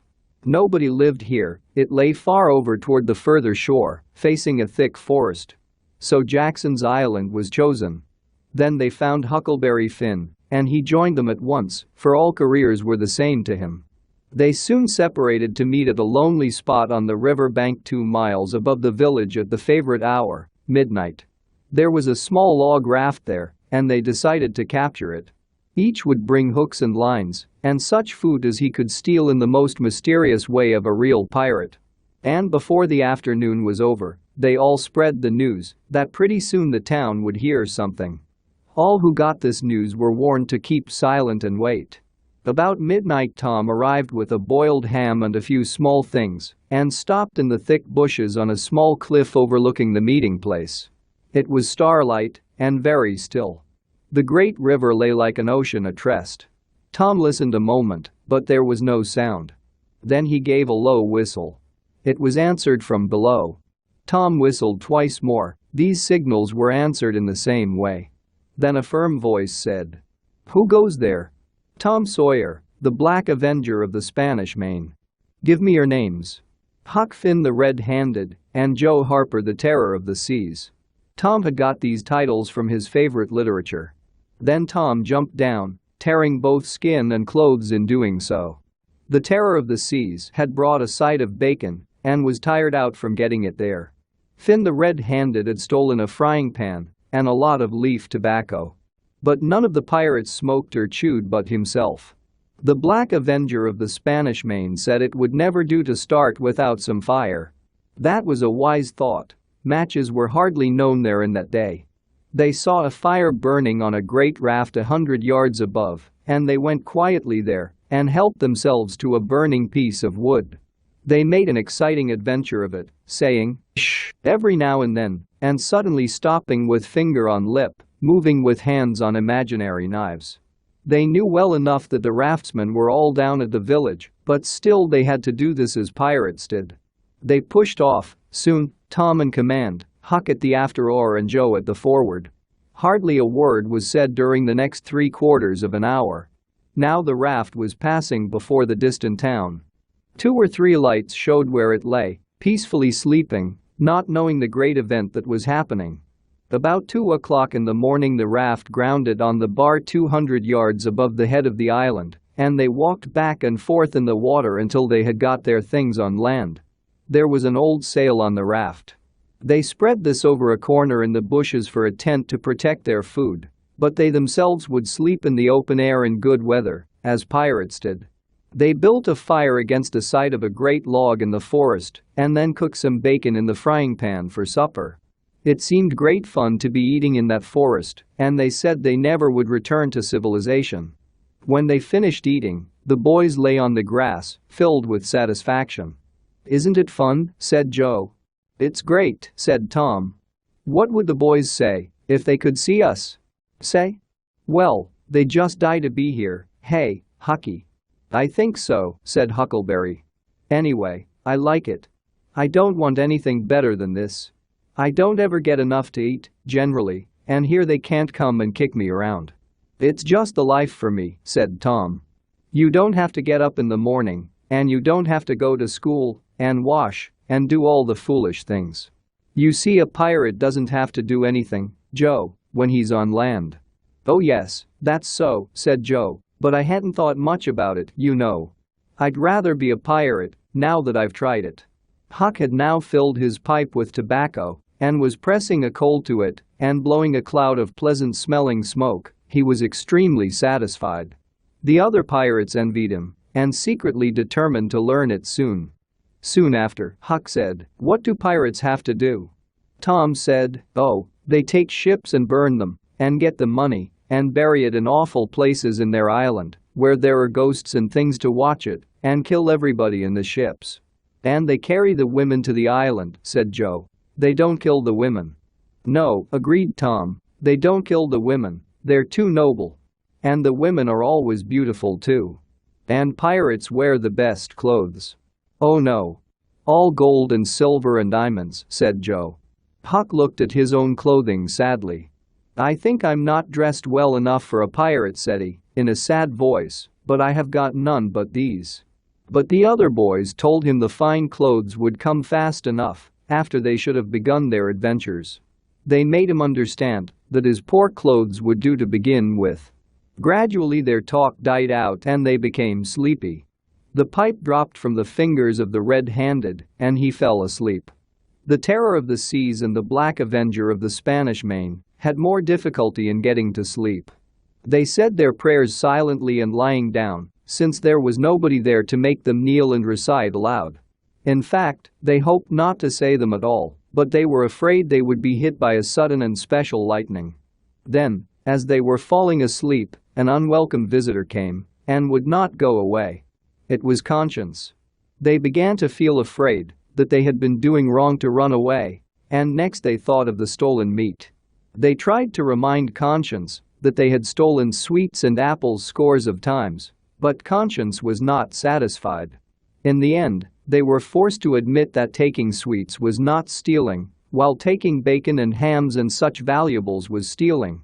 So they silently determined that so long as they were pirates, they should have nothing more to do with the crime of stealing. Then Conscience was satisfied, and these pirates went peacefully to sleep. Chapter 11. Happy Camp of the Pirates. When Tom awoke in the morning, he wondered where he was. He sat up, rubbed his eyes and looked around. Then he understood. It was the cool gray morning, and everything was peaceful. Not a leaf moved, not a sound could be heard. A white layer of ashes covered the fire, and a thin blue breath of smoke rose straight into the air. Joe and Huck still slept. Now, far away in the woods a bird called. Another answered. Gradually the cool gray of the morning became white, and as gradually sounds rose and life began in the forest. All nature was wide awake now. Sunlight shone down through the thick leaves, and a few butterflies were flying. Tom woke up the other pirates, and in a minute or two they were running after each other in the shallow water of the white sandbar. The water had carried off their raft, but this only made them pleased, since its going was something like burning the bridge between them and civilization. When they came back to camp, they were pleasant and hungry, and they soon had the campfire burning up again. Huck found a spring of clear cold water close by, and the boys made cups of broad leaves and felt that water was as good as coffee. While Joe was cutting bacon for breakfast, Tom and Huck asked him to wait a minute. They stepped to a promising place and threw in their lines, and almost immediately they had reward. Soon they were back again with fish enough for quite a family. They fried the fish with the bacon and were astonished, for no fish had ever seemed so delicious before. They lay around in the shade after breakfast, while Huck had a smoke. Then they went off through the woods to explore it. They found plenty of things to be delighted with, but nothing to be astonished at. They discovered that the island was about 3 miles long and 1/4 of a mile wide, and that the nearest shore was only separated from it by a narrow channel hardly 200 yards wide. They took a swim about every hour and got back to camp in the middle of the afternoon. They were too hungry to stop to fish and ate cold ham. Then they threw themselves down in the shade to talk. But the talk soon began to drag and then died. The stillness in the woods and the sense of loneliness began to have effect on the boys. They began to feel homesick. Even Huck the red-handed was dreaming of his doorsteps and empty barrels. But they were all ashamed of their weakness, and none was brave enough to speak his thought. For some time, the boys heard a strange sound in the distance. They started, glanced at each other, and then listened. There was a long silence, then a deep sound came out of the distance. "What is it?" cried Joe, under his breath. "I wonder," said Tom in a whisper. "It isn't thunder," said Huckleberry, "because thunder—" "Listen," said Tom. "Listen, don't talk." They waited a time that seemed an age, and then the same deep sound came. "Let's go and see." They jumped to their feet and hurried to the shore toward the town. They parted the bushes on the bank and looked out over the water. The little steam ferry boat was about a mile below the village. Her broad deck seemed crowded with people. There were a great many boats rowing about or floating with the stream around the ferry boat, but the boys could not determine what the men in them were doing. Soon a white smoke burst from the ferry boat's side, and the boys heard that same deep sound again. "I know now," called Tom. "Somebody's drowned." "That's it," said Huck. "They did that last summer when Bill Turner got drowned. They shoot a big gun over the water, and that makes him come up to the top." "Oh, I wish I was over there now," said Joe. "I do too," said Huck. "I'm anxious to know who it is." The boys still listened and watched. Then a thought came to Tom's mind, and he shouted, "Boys, I know who's drowned, it's us." They felt like heroes in an instant. Here was a great victory. They were missed. Hearts were breaking because of them. Tears were being shed. Best of all, they were the talk of the whole town and the envy of all the boys. This was fine. It was worthwhile to be a pirate, after all. As evening drew on, the ferry boat went back to her usual business and the boats disappeared. The pirates returned to camp. They were pleased with the great trouble they were making. They caught fish, cooked supper and ate it. Then they began to guess what the village was thinking and saying about them. But when night came, they gradually stopped talking and sat staring into the fire, with their minds obviously wandering elsewhere. The excitement was gone now, and Tom and Joe could not stop thinking of certain persons at home who were not enjoying this fine game as much as they were. They grew troubled and unhappy. After a while, Joe nervously asked what the others thought of a return to civilization. "Not right now, but..." Tom laughed at Joe. Huck had not said anything yet, so he began laughing at Joe too. Joe made excuses and refused to admit that he was homesick or that he wished to return. As the night deepened, Huck began to nod and soon fell asleep. Joe followed next. Tom lay for some time, watching the two. At last he got up gently and went searching among the grass in the weak light of the campfire. He found 2 pieces of thin white bark of a tree. Then he knelt by the fire and wrote something upon each of these with his pencil. He rolled up one and put it in his jacket pocket. Then he put the other in Joe's hat. And he also put into the hat certain schoolboy treasures, among them a piece of chalk, a rubber ball, 3 fish hooks, and 1 nice marble. Then he tiptoed his way cautiously among the trees till he felt that he could no longer be heard. Then he began to run in the direction of the sandbar. Chapter 12. Tom's secret visit home. A few minutes later Tom was in the shallow water of the bar, going toward the Illinois shore. Before the water reached his waist he was halfway over, so he began to swim the remaining 100 yards. He reached the shore finally. He put his hand on his jacket pocket and found his piece of bark safe. Then he walked through the woods with wet clothes. Shortly before 10 o'clock he came out into an open place opposite the village and saw the ferry boat lying in the shadow of the trees in the high bank. Everything was quiet under the stars. He crept down the bank, watching with all his eyes, slipped into the water, swam 3 or 4 yards and climbed into the boat tied to the ferry boat. He lay down and waited. Soon the bell rang, and a voice gave the order to sail off. A minute or 2 later, the voyage was begun. Tom felt happy in his success, for he knew it was the last trip of the ferry boat for the night. After 12 or 15 minutes the boat stopped, and Tom slipped out and swam to the shore in the dusk. He landed 50 yards downstream so as not to be seen by anybody. He ran along back streets and soon found himself at his aunt's back fence. He climbed over and looked in at the sitting room window, for a light was burning there. There sat Aunt Polly, Sid, Mary, and Joe Harper's mother, talking. They were by the bed, and the bed was between them and the door. Tom went to the door and very gently pushed it open. Then he put his head through on his knees very carefully. "What makes the candle blow so?" said Aunt Polly. Tom hurried up. "Why, that door's open, I believe." "Why, of course it is. No end of strange things now. Go and shut it, Sid." Tom disappeared under the bed just in time. He lay for a time and then crept to where he could almost touch his aunt's foot. "But as I was saying," said Aunt Polly, "he wasn't bad, only mischievous. He never meant any harm, and he was the best-hearted boy I have ever seen," and she began to cry. "It was just so with my Joe, always full of tricks, but he was always unselfish and kind. To think I went and beat him for taking that cream.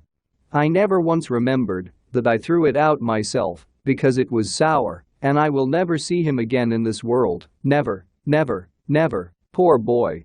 And Mrs. Harper cried as if her heart would break. "I hope Tom's better off where he is," said Sid, "but if he'd been better in some ways." "Sid?" Tom felt the glare of the old lady's eye, though he could not see it. "Not a word against my Tom, now that he's gone. God will take care of him. Oh, Mrs. Harper, I don't know how to give him up. I don't know how to give him up. Oh, it's so hard. Only last Saturday my Joe burst a firecracker right under my nose, and I knocked him hard. Little did I know then how soon, oh, if it happened again I'd hug him and bless him for it. Yes, yes, yes, I know just how you feel, Mrs. Harper, I know just exactly how you feel. At noon yesterday, my Tom took and filled the cat full of painkiller, and I did think the creature would tear the house down. And God forgive me, I hit Tom's head with my thimble, poor boy. But he's out of all his troubles now. And the last words I ever heard him say was to blame me, but this memory was too much for the old lady, and she broke entirely down. Tom was weeping now, himself, and more in pity of himself than anybody else. He could hear Mary crying and putting in a kindly word for him from time to time. He began to have a better opinion of himself than ever before. Still, he was touched by his aunt's sadness that he wished to rush out from under the bed and give her a surprise of joy, but he lay still. He went on listening and found that it was thought at first that the boys had got drowned while taking a swim, then the small raft had been missed. Next, certain boys said the missing children had promised that the village should hear something soon. From this, some wise people believed that the children had gone off on that raft and would turn up at the next town below soon, but toward noon the raft had been found, lying against a Missouri shore some 5 or 6 miles below the village, and then hope disappeared. They must be drowned, or hunger would have driven them home by evening. This was Wednesday night. If the bodies were still missing until Sunday, all hope would die, and the funerals would be held that morning. Tom trembled. Mrs. Harper said good night and left. Aunt Polly knelt down and prayed for Tom with such great love in her words and her old trembling voice that he was in tears again. He had to keep still long after Aunt Polly went to bed, for she kept turning over. But at last she was still. Now the boy stole out, rose gradually by the bedside, and stood looking at her. His heart was full of pity for her. He took out his bark and placed it by the candle. But something occurred to him, and he stood considering. His face lighted with a happy decision. He put the bark quickly in his pocket. Then he bent over and kissed the pale lips and tiptoed out. He made his way back to the ferry landing, found nobody there, and walked on board the ferry boat. He untied the boat, slipped into it, and was soon rowing carefully across the river. When he landed on the other side, he wanted to own the boat, but he knew people would search for it and they would be found out. So he left the boat and entered the woods. He sat down and took a long rest, trying to keep awake, and then walked on. It was broad daylight, before he found himself close to the island bar.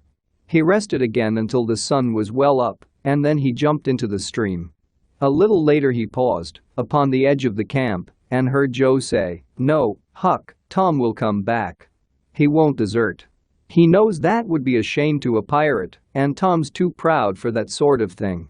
He's up to something or other. Now I wonder what. Well, the things are ours, anyway, aren't they?" "Pretty near, but not yet, Huck. The writing says they are, if he isn't back here to breakfast." "I'm back," shouted Tom, stepping proudly into camp. A rich breakfast of bacon and fish was provided, and as the boys set to work upon it, Tom told them his adventures. Then Tom hid himself away in a corner to sleep till noon, and the other pirates got ready to fish and explore. Chapter 13. First pipes, I've lost my knife. After dinner all the gang turned out to hunt for turtle eggs on the bar. They went about pushing sticks into the sand, and when they found a soft place they went down on their knees and dug with their hands. Sometimes they would take 50 or 60 eggs out of one hole. They had a famous fried egg dinner that night and another on Friday morning. After breakfast they went running and jumping out on the bar. They ran after each other round and round. Then they continued the game in the water. And now and then they threw water in each other's faces with their hands. When they were well tired out, they would run out and lie on the dry hot sand and cover themselves up with it. Finally they drew a ring in the sand and had a circus with 3 clowns in it, for none would give up this proudest post to his neighbor. Next they got their marbles and played various games until they grew tired. They had another swim. After that, they became sad and began to look eagerly across the wide river to where the village lay in the sun. Tom found himself writing Becky in the sand with his big toe. He rubbed it out and was angry with himself for his weakness. But he wrote it again, however. He could not help it. He rubbed it out once more and then drove the other boys together and joined them. But Joe was so homesick that he could hardly stand it. The tears lay very near the surface. Huck was sad, too. Tom was unhappy, but tried hard not to show it. He had a secret which he was not ready to tell. He said, while trying to be cheerful, "I'm sure there have been pirates on this island before, boys. We'll explore it again. They've hid treasures here somewhere. How'd you feel to find a rotten chest full of gold and silver?" But there was no reply. Joe sat digging up the sand with a stick and looking very sad. Finally he said, "Oh, boys, let's give it up. I want to go home. It's so lonely." "Oh no, Joe, you'll feel better soon," said Tom. "Just think of the fishing that's here." "I don't care for fishing. I want to go home." "But, Joe, there isn't another swimming place like this anywhere. Swimming is no good. I mean to go home." "Oh, baby. You want to see your mother, I think." "Yes, I do want to see my mother, and you would too, if you had one. I'm not any more baby than you are." "Well, we'll let the crybaby go home to his mother, won't we, Huck? Poor thing, does it want to see its mother? And so it shall. You like it here, don't you, Huck? We'll stay, won't we?" Huck said, "Yes," without any heart in it. "I'll never speak to you again, as long as I live," said Joe, rising. "There now." And he moved away and began to dress himself. "Who cares?" said Tom. "Nobody wants you to. Go home and get laughed at." "Oh, you're a nice pirate. Huck and me aren't cry-babies. We'll stay, won't we, Huck? Let him go if he wants to. I think we can get along without him, perhaps." But Joe went on with his dressing. And Huck watched Joe's preparations sadly without a word. Shortly after, without a parting word, Joe began to walk in the water off toward the Illinois shore.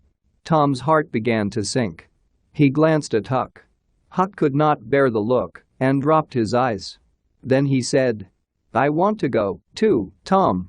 It was getting so lonely anyway, and now it'll be worse. Let's go, too, Tom." "I won't. You can all go if you want to. I mean to stay."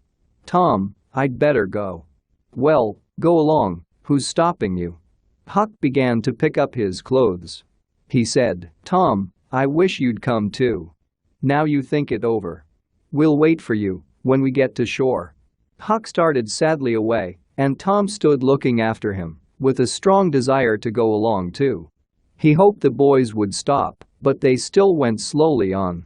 It suddenly occurred to Tom that it had become very lonely and still.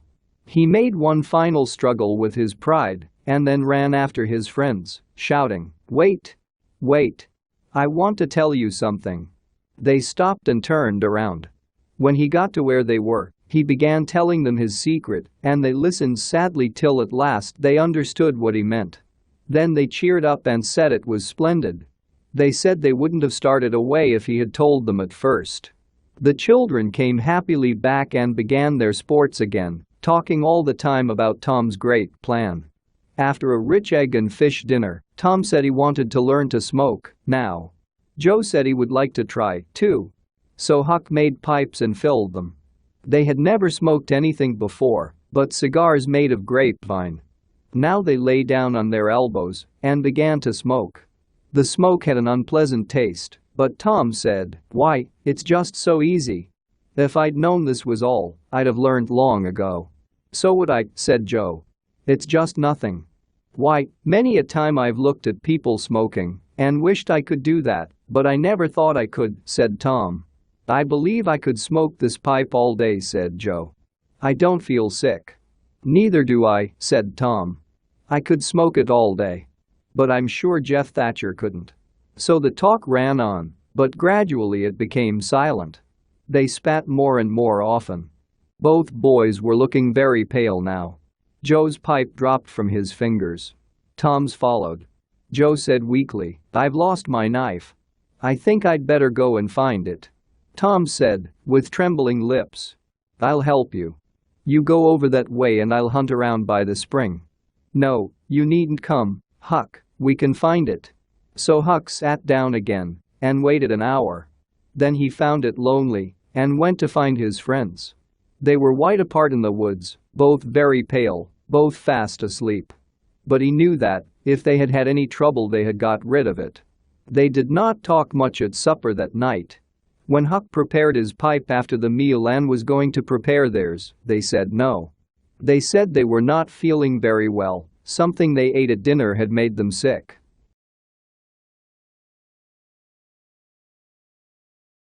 Chapter 14. Storm at midnight. About midnight Joe awoke and called the boys. The air was heavy, and it looked as if a storm was on its way. The boys lit a fire, although it was very hot. They sat still, waiting. The silence continued. Beyond the light of the fire everything was swallowed up in the darkness. Shortly after, there came a weak lightning. Then another came, a little stronger. Then another. Then a thunder came through the branches of the forest and the boys trembled. There was a pause. Now a flash turned night into day and showed everything around them. And it showed 3 white frightened faces too. A sweep of cold air passed by, and it shook all the leaves. Another fierce flash lit up the forest and the thunder followed. It seemed to tear the treetops right over the boys' heads. They held on to each other in terror, in the thick darkness that followed. A few big rain drops fell upon the leaves. "Quick! Boys, go for the tent!" shouted Tom. They jumped away, falling over roots and among vines in the dark. They ran in different directions. One blinding flash after another came, with loud thunders. And now a heavy rain poured down. The boys cried out to each other, but the wind and the thunder drowned their voices completely. However, one by one they came at last under the tent. They were cold, scared, and wet. The wind became stronger and stronger, and soon the sail became loose and flew away on the wind. The boys seized each other's hands and ran to a great oak tree that stood upon the river bank. Now the battle was at its highest. Now and then some big tree fell down through the younger growth. It seemed that the storm would tear the island to pieces, burn it up, drown it to the tree tops, and blow it away, all at one and the same moment. It was a wild night for homeless children. But at last the battle was over. The boys went back to camp, much frightened.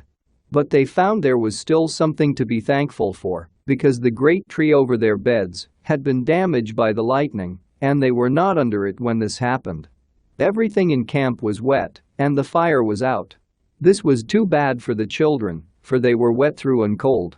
However, they discovered that the fire had eaten so far up the great log against which it had been built that a few inches had escaped the rain. So they managed to get the fire to burn again. Now they were glad-hearted once more. They dried their ham and had a meal. After that they sat by the fire and talked proudly of their midnight adventure until morning, for there was not a dry spot to sleep on anywhere around. As the sun began to shine on the boys, they felt sleepy, and they went out on the sandbar and lay down to sleep. They soon got up because of the heat of the sun and tiredly set about getting breakfast.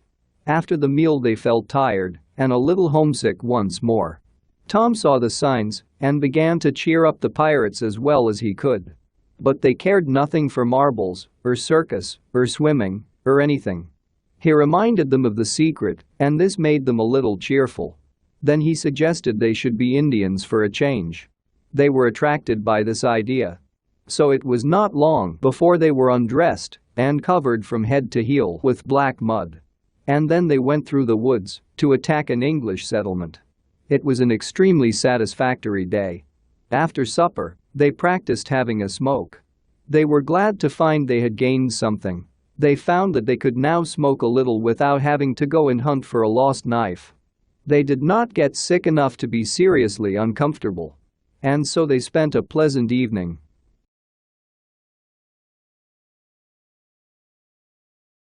Chapter 15. Pirates at their own funeral. But there was no joy in the little town that same quiet Saturday afternoon. The Harpers and Aunt Polly's family were sad. The village was unusually quiet. The villagers talked little, but they sighed often. The Saturday holiday seemed a burden to the children. They had no heart in their sports and gradually gave them up. In the afternoon, Becky Thatcher found herself wandering about the deserted schoolhouse yard and feeling very sad. But she found nothing there to comfort her. She said to herself, "Oh, if I only had a brass knob again. But I haven't got anything now to remember him by." Soon she stopped and said again, "It was right here. Oh, if it was to do over again, I wouldn't say that, I wouldn't say it for the whole world. But he's gone now. I'll never see him anymore." She wandered away, with tears rolling down her cheeks. Then quite a group of boys and girls, playmates of Tom's and Joe's, came by. They stood looking over the fence and talking of what Tom did the last time they saw him, and what Joe said. Each speaker pointed out the exact spot where the lost children stood at the time. When the Sunday school hour was finished the next morning, the bell began to ring slowly, instead of ringing in the usual way. The villagers began to gather, stopping a moment before entering the church to talk in whispers about the sad event. But there was no whispering in the house. None could remember when the little church had been so full before. Then Aunt Polly entered, followed by Sid and Mary, and then the Harper family, all in deep black. All the people in the church, including the old minister, rose and stood until they were seated in the front row. All became quiet again, except for soft sobs. Then the minister spread his hands abroad and prayed. A moving church song was sung. As the service went on, the minister sang high praise for the lost children. Everyone there felt sad when they remembered how they themselves had only seen faults in the poor children. The minister told of many touching incidents in the lives of the dead too, which showed their sweet, generous natures. And the people could easily see now how noble and beautiful those times were. The people became more and more moved as the sad story went on. At last, all the people in the church began to weep, and the minister himself was so sad that he cried too. There was a noise upstairs, but nobody noticed it. A moment later the church door creaked. The minister raised his wet eyes above his handkerchief and stood like a stone. First one and then another pair of eyes followed the minister's, and then almost at the same time all the people rose and stared, while the three dead boys came marching up the church, Tom in the lead, Joe next, and Huck. They had been hiding in the unused gallery listening to their own funeral service. Aunt Polly, Mary, and the Harpers threw themselves upon Tom and Joe and covered them with kisses, while poor Huck stood ashamed and uncomfortable, not knowing exactly what to do or where to hide from so many unfriendly eyes. He started to steal away, but Tom seized him and said, "Aunt Polly, it isn't fair. Somebody's got to be glad to see Huck. And so they shall. I'm glad to see him, poor boy." And the loving attentions Aunt Polly gave to him made him more uncomfortable than before. Suddenly the minister shouted at the top of his voice, "Praise God from whom all blessings flow, sing, and put your hearts in it." And they did. While the old song shook the roof of the church, Tom Sawyer the pirate looked around upon the envying children about him and said in his heart that this was the proudest moment of his life. Tom got more kisses that day than he had earned before in a year.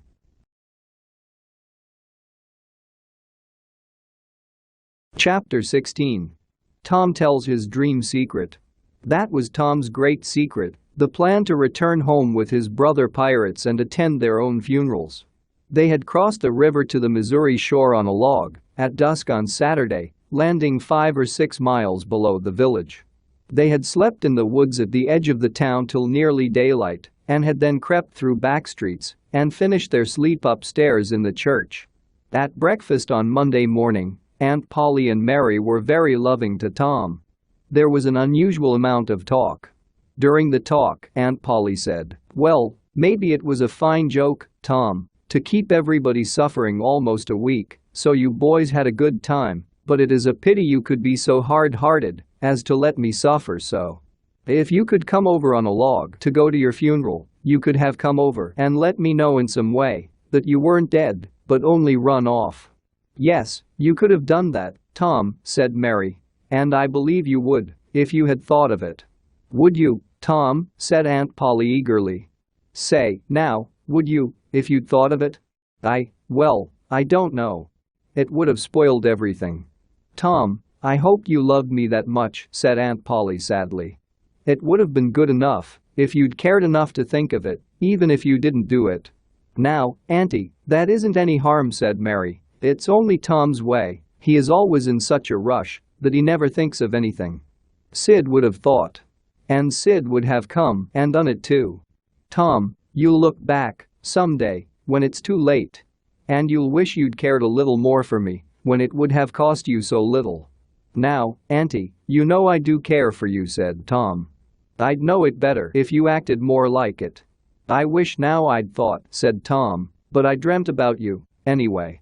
It isn't much, a cat does that much, but it's better than nothing." "What did you dream?" "Why, Wednesday night I dreamt that you were sitting over there by the bed, and Sid was sitting by the wood box, and Mary next to him." "Well, so we did. So we always do. I'm glad you dreamed about us." "And I dreamt that Joe Harper's mother was here." "Why, she was here. Did you dream any more?" "Oh, lots. But it's not very clear now." "Well, try to remember, can't you? It seems to me that the wind blew the, try harder, Tom. The wind did blow something. Come." Tom pressed his fingers on his forehead for an anxious minute and then said, I've got it now. It blew the candle." "Oh, my God. Go on, Tom, go on." "And it seems to me that you said, why, I believe that door." "Go on, Tom. Just let me study a moment, just a moment." "Oh, yes, you said you believed the door was open." "That's true, I did. Didn't I, Mary?" "Go on." And then, well, I won't be certain, but it seems as if you made Sid go and, well, what did I make him do, Tom? What did I make him do?" "You made him, you made him shut it." "Well, I never heard of such things in all my days. Don't tell me there isn't any truth in dreams anymore." "Go on, Tom." "Oh, it's all getting just as bright as day now. Next you said I wasn't bad, only mischievous. And so it was." "Well, go on, Tom." "And then you began to cry." "So I did." "Not the first time, neither."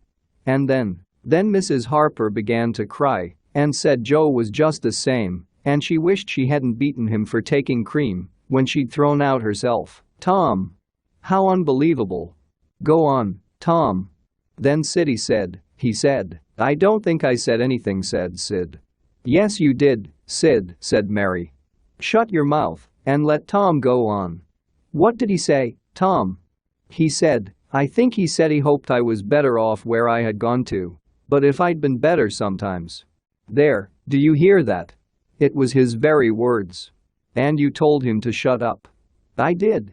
There must have been an angel there. And Mrs. Harper told about Joe frightening her with a firecracker, and you told about Peter and the painkiller. Quite true. And then there was a lot of talk about dragging the river for us, and about having the funeral Sunday, and then you and old Miss Harper hugged and cried, and she went. It happened just so. It happened just so, Tom. And then what? Go on, Tom. Then I thought you prayed for me, and I could see you, and hear every word you said. And you went to bed, and I was so sorry that I took and wrote on a piece of bark, we aren't dead, we are only off being pirates, and put it on the table by the candle. Then you looked so good, lying there asleep, that I thought I went and kissed you on the lips. Did you, Tom, did you? I just forgive you everything for that. And she took the boy in her arms, and that made him feel guilty. It was very kind, even though it was only a dream, Sid said in a low voice. Shut up, Sid. A body does just the same in a dream as he'd do if he was awake. Here's a big apple I've been saving for you, Tom. Now go along to school. Go along, Sid, Mary, Tom, you've wasted enough of my time. The children left for school, and the old lady went to call on Mrs. Harper to tell her about Tom's wonderful dream.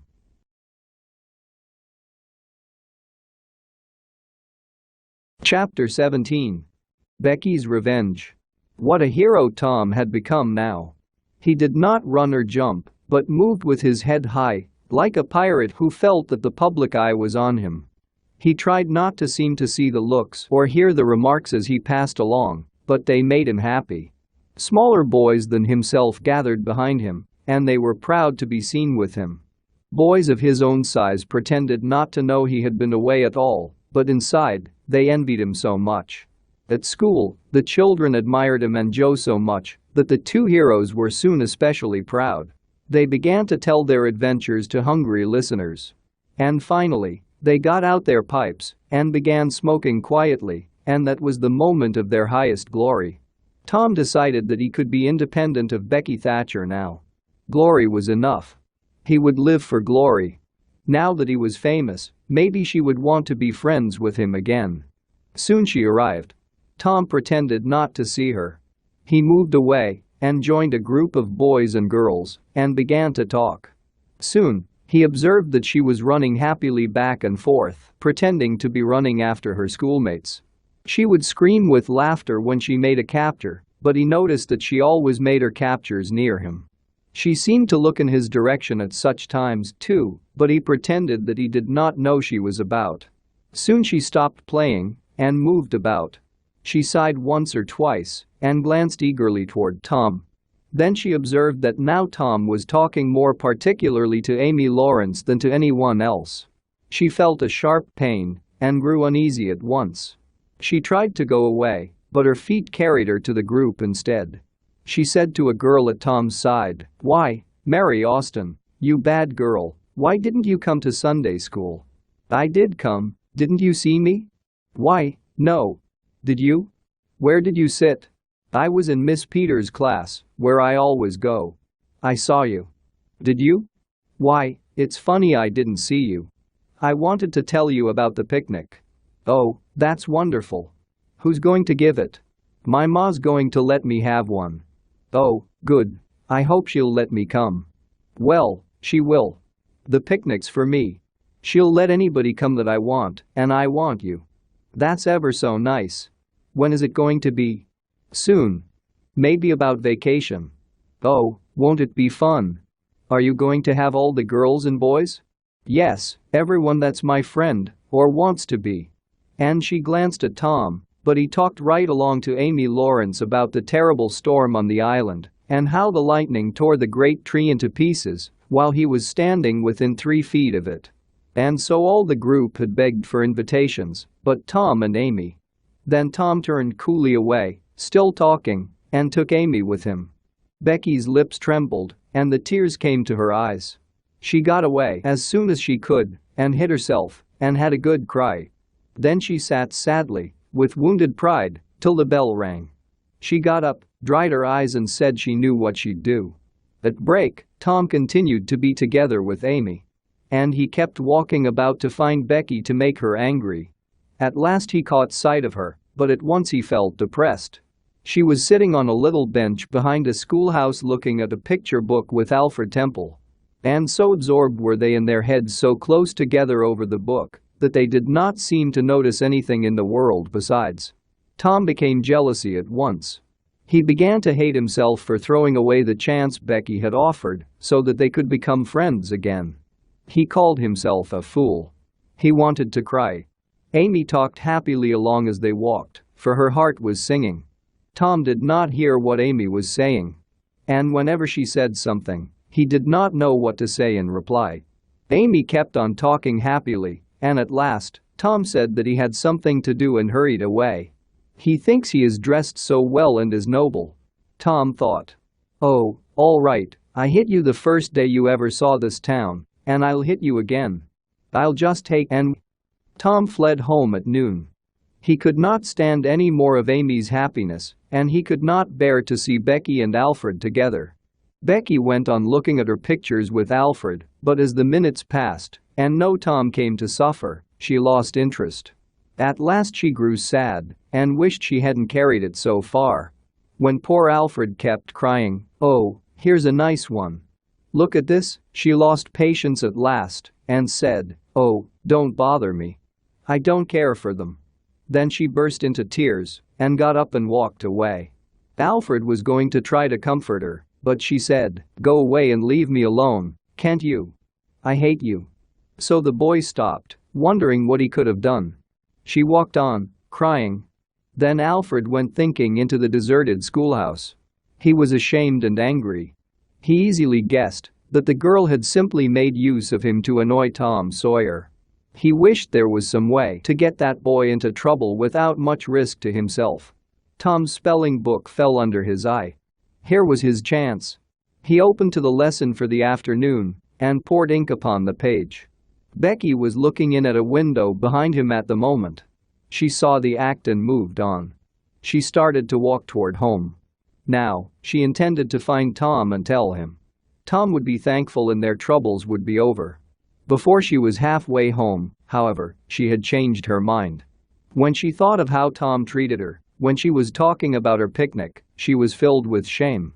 She made up her mind to let him be beaten because of the spelling book and to hate him forever.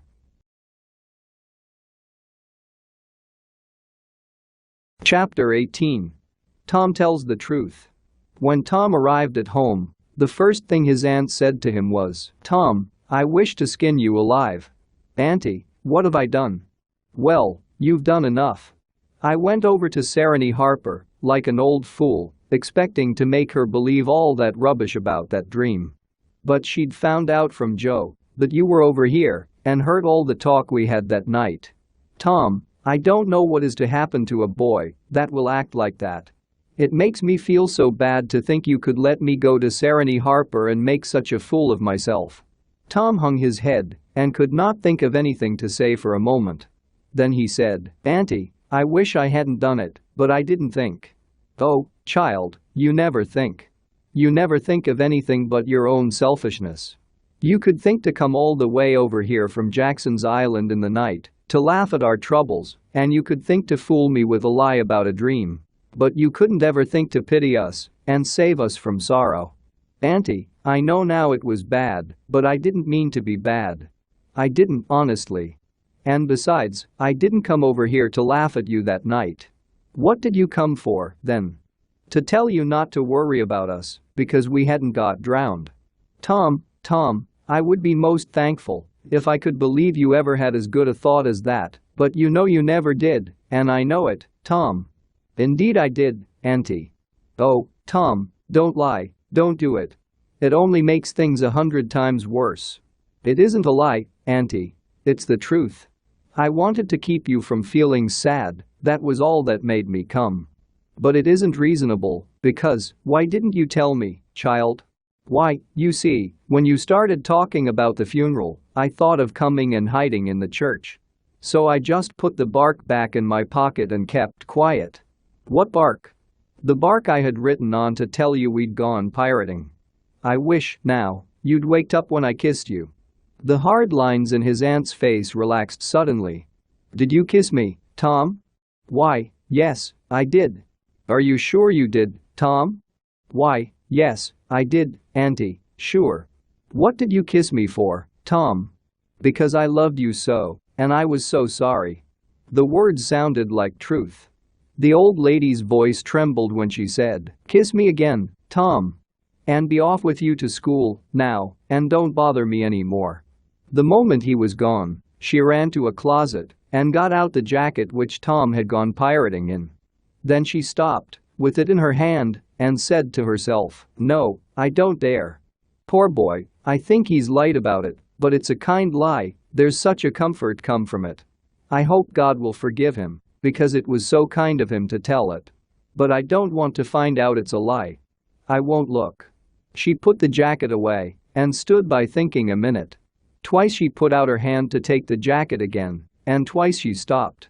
Once more she tried, and this time she thought, it's a good lie, it's a good lie, I won't let it make me sad.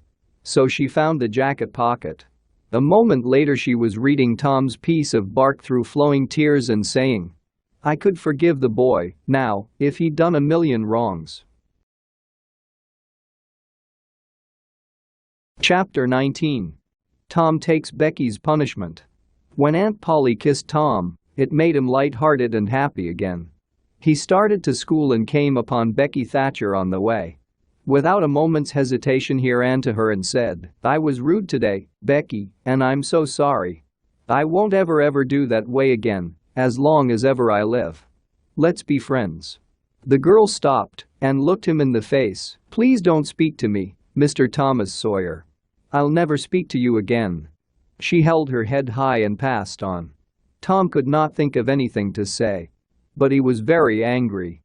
He soon met her and said an unkind word as he passed. She said one in return. She could hardly wait for school to begin. She was so eager to see Tom beaten for the injured spelling book. Poor girl, she did not know she would be in trouble herself. The master, Mr. Dobbins, had reached middle age, but he still had one desire. He wanted to be a doctor. Every day he took a mysterious book out of his desk and read it. He kept that book under lock and key. Every child in school wished to have a look at it, but the chance never came. Now, as Becky was passing by the desk, which stood near the door, she noticed that the key was in the lock. It was a precious moment. She glanced around, found herself alone, and the next moment she had the book in her hands. She began to turn the leaves. At that moment a shadow fell on the page and Tom Sawyer stepped in at the door. When Becky closed the book in a hurry, she tore a page half down the middle. She put the book into the desk, turned the key, and burst out crying. Tom Sawyer, why did you come up and look at what I'm looking at? How could I know you were looking at anything? You ought to be ashamed of yourself, Tom Sawyer. You know you're going to tell on me, and oh, what shall I do? What shall I do? I'll be beaten, and I never was beaten in school. Then she stamped her little foot and said, be bad if you want to. I know something that's going to happen. You just wait and you'll see. And she rushed out of the house crying. Tom stood still, rather puzzled. Then he said to himself, what a fool she is. Never been beaten in school. Well, of course I am not going to tell old Dobbins on this little fool. Because old Dobbins will ask who tore his book. Nobody will answer. Then he'll ask first one, and then the other, and when he comes to the right girl he'll know it, without any telling. Girls' faces always tell on them. She'll get beaten. In a few moments the master arrived and school started. Soon the spelling book was discovered. For a time, Becky wanted to get up and tell on Alfred Temple, but she forced herself to keep still, because, said she to herself, he'll surely tell about me tearing the book. I wouldn't say a word, not to save his life. Tom took his beating and went back to his seat. He was not at all broken-hearted, for he thought it was possible that he had upset the ink on the spelling book himself without knowing it. A whole hour went by. Mr. Dobbins unlocked his desk, took the book out and settled himself in his chair to read. Tom glanced at Becky. She looked helpless. Immediately he forgot his quarrel with her. The next moment the master faced the school. There was silence in the room. Then he spoke. "Who tore this book?" There was not a sound. The master searched face after face. "Benjamin Rogers, did you tear this book?" He answered no. Another pause. "Joseph Harper, did you?" No again. Tom grew more and more worried. The master searched the faces of the boys, considered a while, then turned to the girls. "Amy Lawrence?" A shake of the head. "Gracie Miller?" The same sign. "Susan Harper, did you do this?" Another no. The next girl was Becky Thatcher. Tom was trembling from head to foot. "Becky Thatcher." Tom glanced at her face. It was white with terror. "Did you tear?" "No, look me in the face, did you tear this book?" The thought shot like lightning through Tom's brain. He jumped to his feet and shouted, "I did it." The children were astonished. They could not understand how Tom could do such a foolish thing. Tom stood a moment. Then he stepped forward to go to his punishment. The surprise, the thankfulness, the respect that shone upon him out of poor Becky's eyes seemed pay enough for 100 beatings. He took the punishment without a cry. Tom went to bed that night planning to punish Alfred Temple, for Becky had told him all. He fell asleep at last with Becky's latest words still in his ear. "Tom, how could you be so noble?" Chapter 20. The Children's Revenge. Vacation was coming near. The schoolmaster grew harder and harder than ever, for he wanted the school to do well on examination day. He used his sticks more often now. Mr. Dobbins' beatings were very hard. Although his head was bald and shiny, and he wore a wig, he was a strong man. As the great day came near, he seemed to take great pleasure in punishing the smallest shortcomings. As a result, the small boys spent their days in terror and suffering, and their nights in planning revenge. At last they made a plan together, and it seemed to work. The master stayed at the sign painter's house. So they found the sign painter's boy, told him the plan, and asked his help. The boy hated the master too, so he at once agreed to help. The master's wife would go on a visit to the country in a few days, and that would be a good chance for the plan.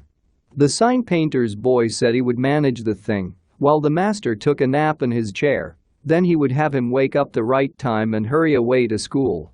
The interesting occasion finally arrived. At 8 in the evening the schoolhouse was brightly lighted, and there were also flowers. The master sat in his great chair on a platform, with his blackboard behind him. He was looking pleasant. On rows of chairs on each side, and in front of him sat the important people of the town, and the parents of the pupils. To his left, there was a big platform. There sat the children who were to take part in the exercises of the evening. All the rest of the house was filled with the other children. The exercises began. A very little boy stood up and recited, "You'd scarcely expect one of my age to speak in public on the stage," etc. A little girl recited, "Mary had a little lamb," and received her reward of applause. Then she sat down happy and with a red face. Tom Sawyer stepped forward with confidence and recited the "Give me liberty or give me death" speech and broke down in the middle of it. His legs shook under him and he could not go on. The house became quiet. Tom struggled a while and then went back, completely defeated. The applause was weak, and it died early. More masterpieces followed. Then there were reading exercises and a spelling fight. The Latin class recited with honor. The most important part of the evening was original compositions by the young ladies. Each in her turn stepped forward to the edge of the platform, cleared her throat, held up her paper, and began to read, with special attention to expression and punctuation. The first prize went to a black-eyed, black-haired young lady. Her composition was considered to be the finest of the evening. The mayor of the village delivered the prize. Then he made a warm speech in which he said, that it was the best thing he had ever listened to. Now the master put his chair aside, turned his back to the audience, and began to draw a map of America on the blackboard. He wanted to exercise the geography class upon it. But he did badly, because his hand trembled. There was a low laugh in the house. He knew what the matter was, and began to do it again. This time, he did even worse. People laughed more loudly. He put all his mind into his work now. He felt that all eyes were fixed upon him. He imagined he was succeeding, and yet the laughing continued, and it grew louder. And there was reason for it. There was a storeroom above, and the opening was just above his head. Down through this opening came a cat, hanging by a string. She had a cloth tied about her head, and jaws to keep her from making a noise. As she slowly came down, she bent upward and clawed at the string. The laughter rose higher and higher. The cat was within 6 inches of the teacher's head. Down, down, a little lower, and she seized his wig with her claws and was drawn up into the storeroom in an instant. And how the master's bald head shone, for the sign painter's boy had covered it with gold paint. That broke up the meeting. The boys had had their revenge. Vacation had come. Chapter 21. Muff Potter is saved. Tom soon began to wonder why his vacation was not so interesting as he had expected. He tried to keep a diary, but nothing happened for the first 3 days, and so he gave it up. Even the glorious 4th was uninteresting, for it rained hard, and there was no procession. The circus came. After it left, the boys played circus for 3 days in tents made of old blankets. Then that was given up. There were some children's parties, but they were so few and so wonderful that they made it more painful to wait for the next to come. Becky Thatcher was gone with her parents during vacation, so there was no bright side to life anywhere. The terrible secret of the murder brought Tom great pain. Then he fell ill. During 3 long weeks Tom lay in bed. He was very ill and was interested in nothing. The 3 weeks he spent on his back seemed an entire age. When he became well again, he walked weakly down the street and found Joe Harper and Huck Finn in a street eating a stolen melon. Poor children. They, like Tom, had been ill. At last, the murder trial came on in the court. It became the talk of the village immediately. Tom could not get away from it. Every time he heard people talk of the murder, he felt as if people had already found out that he knew all about it. He took Huck to a lonely place to have a talk with him. He wanted to be sure that Huck had remained silent. "Huck, have you ever told anybody about that?" "About what?" "You know what."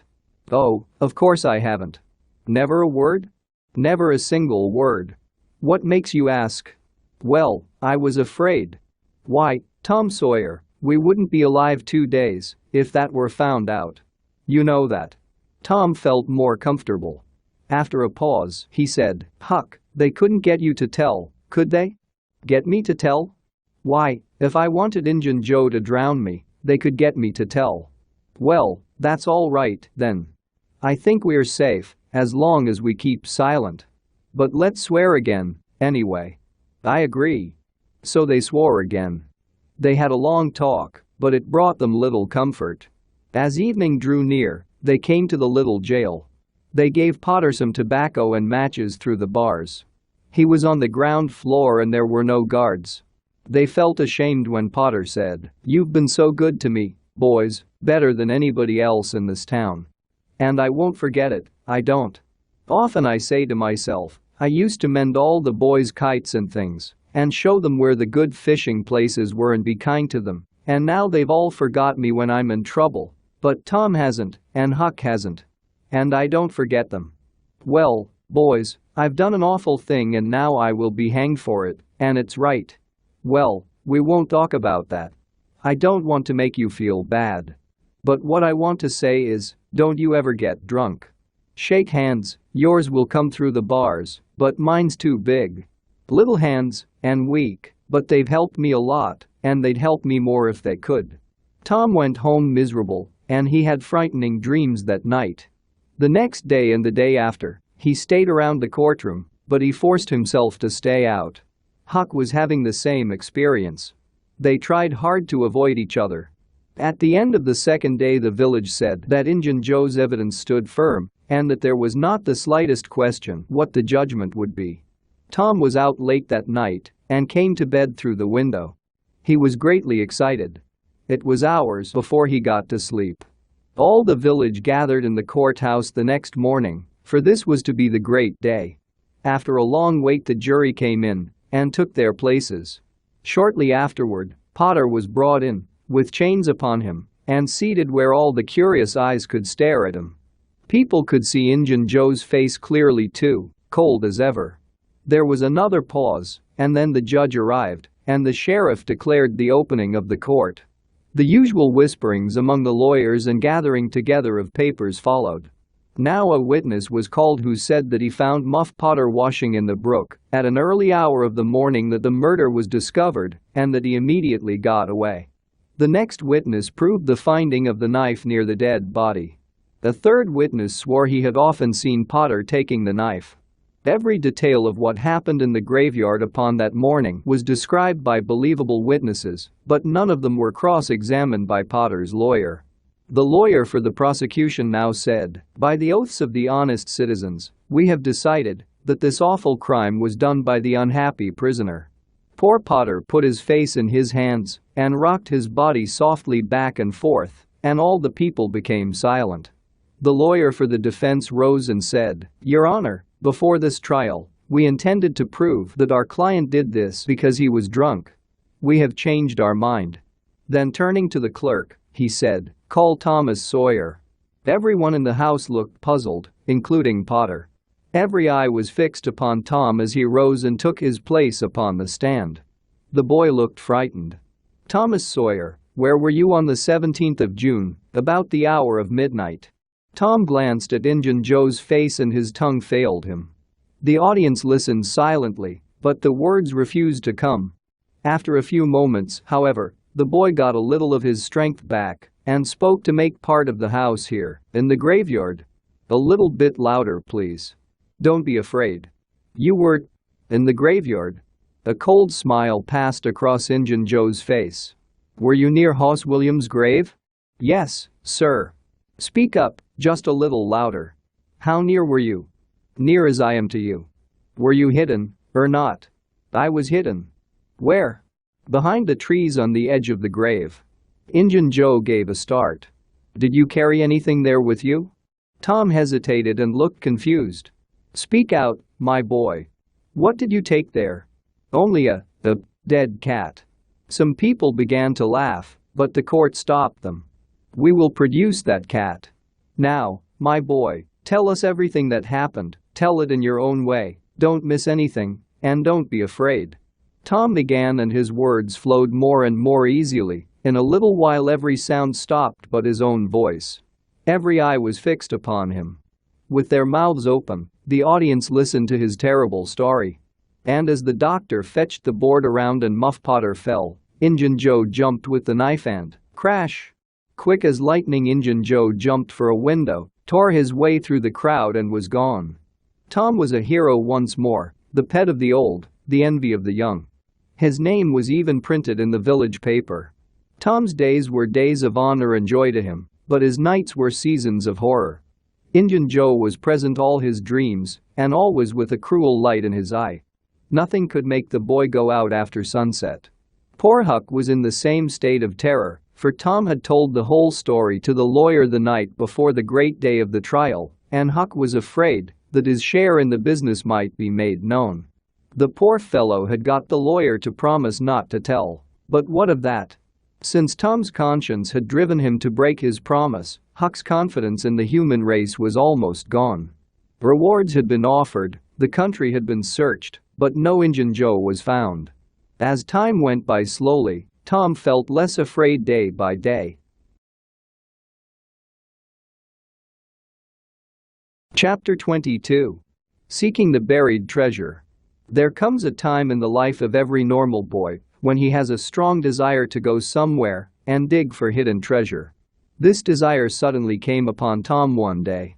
He went out to look for Joe Harper, but did not find him. Next he looked for Ben Rogers. He had gone fishing. Soon he met Huck Finn. Tom took him to a private place and told him of the matter. Huck was willing. Huck was always willing to join in any adventure. "Where shall we dig?" said Huck. "Oh, almost anywhere." "Why, is it hidden all around?" "No, indeed it isn't. It's hidden in very special places, Huck, sometimes on islands, sometimes in rotten chests under an old dead tree, just where the shadow falls at midnight, but mostly under the floor in haunted houses." "Who hides it?" "Why, robbers, of course." "Don't they come after it anymore?" "No, they think they will, but they generally forget the marks, or else they die. Anyway, it lies there a long time. Then somebody finds an old yellow paper that tells how to find the marks. Have you got one of the papers, Tom?" "No." "Well then, how are you going to find the marks?" "I don't want any marks. They always bury it under a haunted house, or on an island, or under a dead tree that's got one branch sticking out." "Well, we've tried Jackson's Island a little, and we can try it again sometime.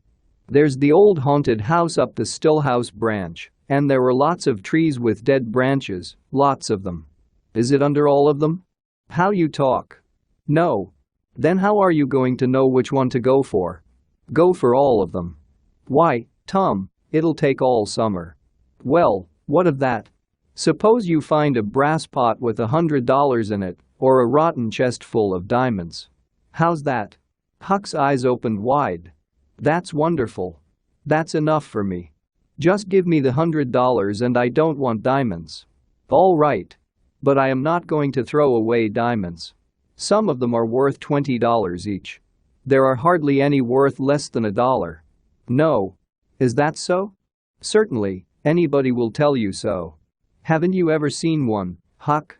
"Not as I remember." "Well, Tom, where are you going to dig first?" "Well, I don't know. Suppose we try that old dead branch tree on the hill on the other side of Stillhouse branch?" "I agree." So they got a pick and a shovel and set out on their 3-mile journey. When they arrived, they were hot and breathing hard. They threw themselves down in the shade of a nearby tree to rest and have a smoke. "I like this," said Tom. "So do I. Say, Huck, if we find a treasure here, what are you going to do with your share?" "Well, I'll have pie and a glass of soda every day, and I'll go to every circus that comes along. I'm sure I'll have a great time." "Well, aren't you going to save any of it?" "Save it? What for?" "Why, so as to have something to live on later." "Oh, that isn't any use. Pap would come back someday and get all of it if I didn't hurry up." "What you going to do with yours, Tom?" "I'm going to buy a new drum and a sword and a red necktie and get married." "Married? That's it? Well, that's the most foolish thing you could do. Look at Pap and my mother. Fight? Why, they used to fight all the time. I remember very well. That isn't anything. The girl I'm going to marry won't fight." "Tom, I think they're all alike. Now you'd better think about this." "What's the name of the girl?" "I'll tell you sometime, not now." "All right, that'll do. Only if you get married I'll be lonelier than ever." "No you won't. You'll come and live with me. Now let's start digging." They worked and sweated for an hour. No result.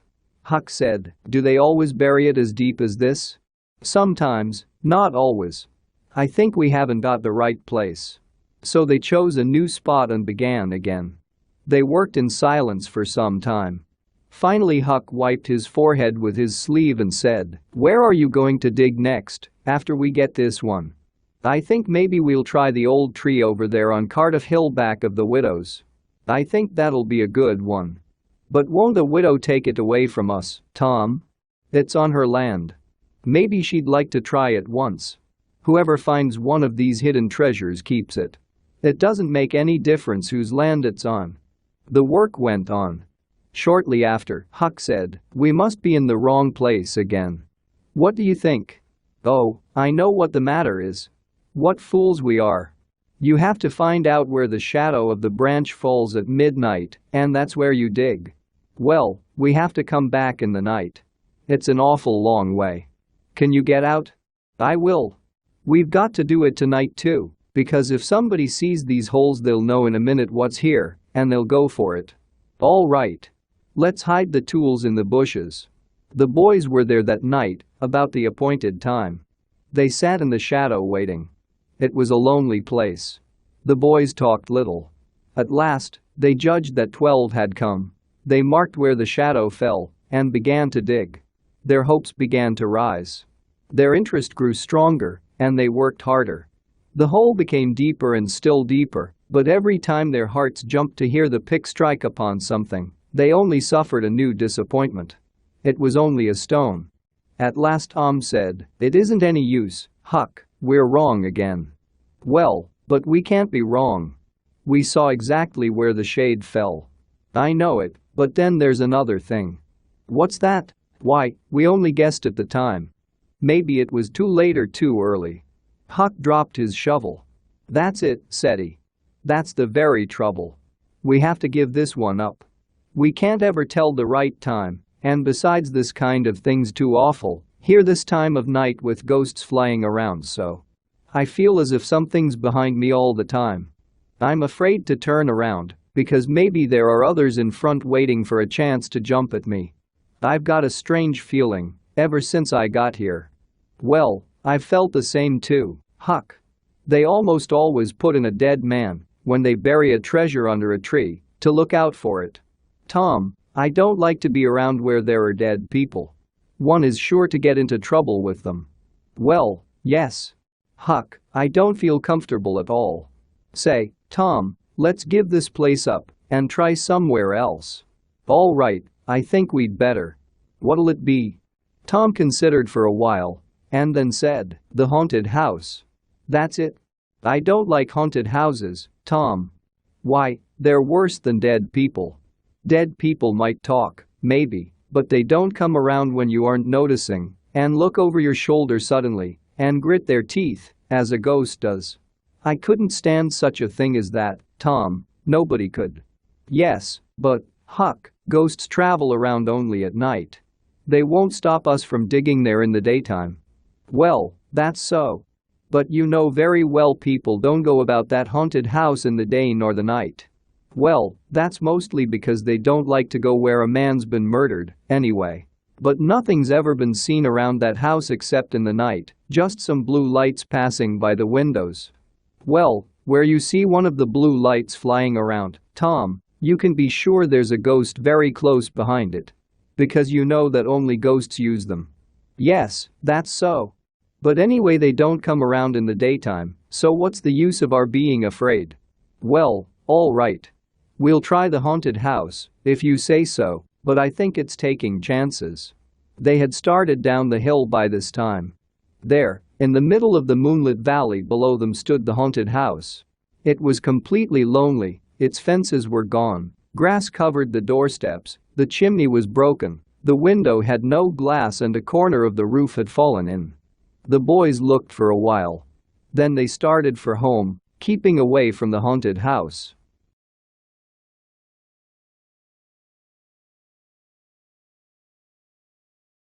Chapter 23. In the haunted house. About noon the next day the boys arrived at the dead tree. They had come for their tools. Suddenly, Huck said, "Look here, Tom, do you know what day it is?" Tom thought quickly and then quickly lifted his eyes with a surprised look. "My! I never once thought of it, Huck." "Well, I didn't either, but all at once it occurred to me that it was Friday." "Oh, one can't be too careful, Huck. We might have got into a lot of trouble starting such a thing on a Friday." So instead of searching for treasure, they played Robin Hood all the afternoon. They didn't go home until the sun began to sink into the west. On Saturday, shortly after noon, the boys were at the dead tree again. They had a smoke and a chat in the shade. Then the boys took their tools and started off. When they reached the haunted house, the dead silence made them afraid, for a moment, to go in. Then they crept to the door and looked inside. They saw a room without a floor, an ancient fireplace, windows without glass, a broken staircase. They soon entered quietly. They talked in whispers, listening for the slightest sound and ready to run away any time. In a little while they became less afraid and they examined the place with interest. Next they wanted to look upstairs. They threw their tools into a corner and climbed up. Up there, it looked the same. In one corner they found a closet, but they found nothing in it. They were about to go down and begin work when Tom whispered, "Shh." "What is it?" whispered Huck, turning white with fear. "Shh, there, hear it?" "Yes, oh, my. Let's run." "Keep still. Don't move. They're coming right toward the door." The boys lay upon the floor with their eyes to holes in the boards, waiting in fear. "They've stopped. No, coming, here they are." "Don't whisper another word, Huck." "Oh, I wish I was out of this." 2 men entered. Each boy said to himself, "There's the old deaf and dumb Spaniard that's been about town once or twice lately. I have never seen the other man before." The other was poorly dressed, with an unpleasant face. When they came in, the other was talking in a low voice. The Spaniard was wrapped in a big overcoat. He had a white beard, long white hair that flowed from under his hat, and he wore dark glasses. They sat down on the ground, facing the door, with their backs to the wall, and the speaker went on talking. His words became clearer as he went on. "No," said he, "I've thought it all over, and I don't like it. It's dangerous." "Don't be a coward," said the deaf and dumb Spaniard. The boys were shocked. It was Injun Joe's. There was silence for some time. Then Joe said, "What's more dangerous than coming here in the daytime? Anybody that saw us would suspect us. I know that. But there wasn't any other place as suitable. I wanted to leave this place yesterday, only it wasn't any use trying to move out of here because those hateful boys were playing over there on the hill." Those hateful boys trembled when they heard this remark. They thought how lucky it was that they had remembered it was Friday and decided to wait a day. They wished they had waited a year. The 2 men got out some food and began to eat. After a long silence, Injun Joe said, "Look here, you go back up the river to your home. Wait there till you hear from me. I'll drop into this town just once more, for a look. We'll do that dangerous job after I've spied around a little and think it's suitable. Then we'll go to Texas together." This was all right. Both men soon began yawning, and Injun Joe said, "I'm so sleepy. It's your turn to watch." He lay down in the weeds and soon fell asleep. Soon the watcher began to nod and he too fell asleep. The boys drew a long breath. Tom whispered, "Now's our chance, come." Huck said, "I can't, I'd die if they were to wake." Tom urged. Huck held back. At last Tom rose slowly and softly and started alone. But the first step he took made such a terrible noise from the floor that he sank almost dead with fright. He never made a second attempt. At last the sun was setting. Injun Joe sat up, stared around, and smiled coldly upon his friend. He woke him up with his foot and said, "Here. You're a watchman, aren't you? All right, though, nothing's happened. My, have I been asleep? It's nearly time for us to be moving. What'll we do with what little money we've got left? I don't know, leave it here as we've always done, I think. No use to take it away till we start south. 650 in silver is very heavy to carry. Yes, but it may be a good while before I get the right chance at that job. Accidents might happen in such a very good place. We'll just bury it, as usual." "Good idea," said the friend, who walked across the room, knelt down, raised one of the big flat stones in the fireplace and lifted out a bag. He took from it $20 or $30 for himself and as much for Injun Joe. He then passed the bag to Joe, who was on his knees in the corner, now, digging with his knife. The boys forgot all their fears in an instant. They watched every movement. $600 was money enough to make half a dozen boys rich. They touched each other every moment and they knew what it meant. "Oh, but aren't you glad now we're here?" Joe's knife struck upon something. "What is it?" said his friend. "It's a box, I believe. Here, help me and we'll see what it's here for." "Never mind, I've broken a hole." He reached his hand in and drew it out. "Oh, it's money." The 2 men examined the handful of coins. They were gold. The boys above were as excited as they were, and as delighted. Joe's friend said, "We'll do it quickly. There's an old rusty pick among the weeds in the corner the other side of the fireplace. I saw it a minute ago." He ran and brought the boys' pick and shovel. Injun Joe took the pick, looked it over carefully, shook his head, said something to himself, and then began to use it. The box was soon taken out. It was not very large. The men studied the treasure for a while in silence. "There are thousands of dollars here," said Injun Joe. "It was always said that Merle's gang used to be around here one summer," the stranger said. "I know it," said Injun Joe. "And this looks like it, I should say. Now you won't need to do that job." The half-breed frowned. Then he said, "You don't know me. At least you don't know all about that thing. It isn't robbery altogether, it's revenge," and a cruel light shone in his eyes. "I'll need your help in it. When it's finished, then we'll go to Texas. Go home to your Nance and your kids, and wait till you hear from me." "Well, if you say so. What'll we do with this, bury it again?" "Yes." Great delight overhead. "No. Never." Deep disappointment overhead. "I've nearly forgotten. That pick had fresh earth on it." The boys were full of terror in a moment. "Why are a pick and a shovel here? Why do they have fresh earth on them? Who brought them here, and where are they gone? Have you seen anybody? They will return and discover it." "No. We'll take it to my place." "Why, of course. I should have thought of that before." "You mean number 1? "No, number 2, under the cross.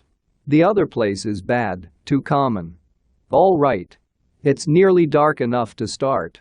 Injun Joe got up and went about from window to window, carefully looking out. Then he said, "Who could have brought those tools here? Do you think they can be upstairs?"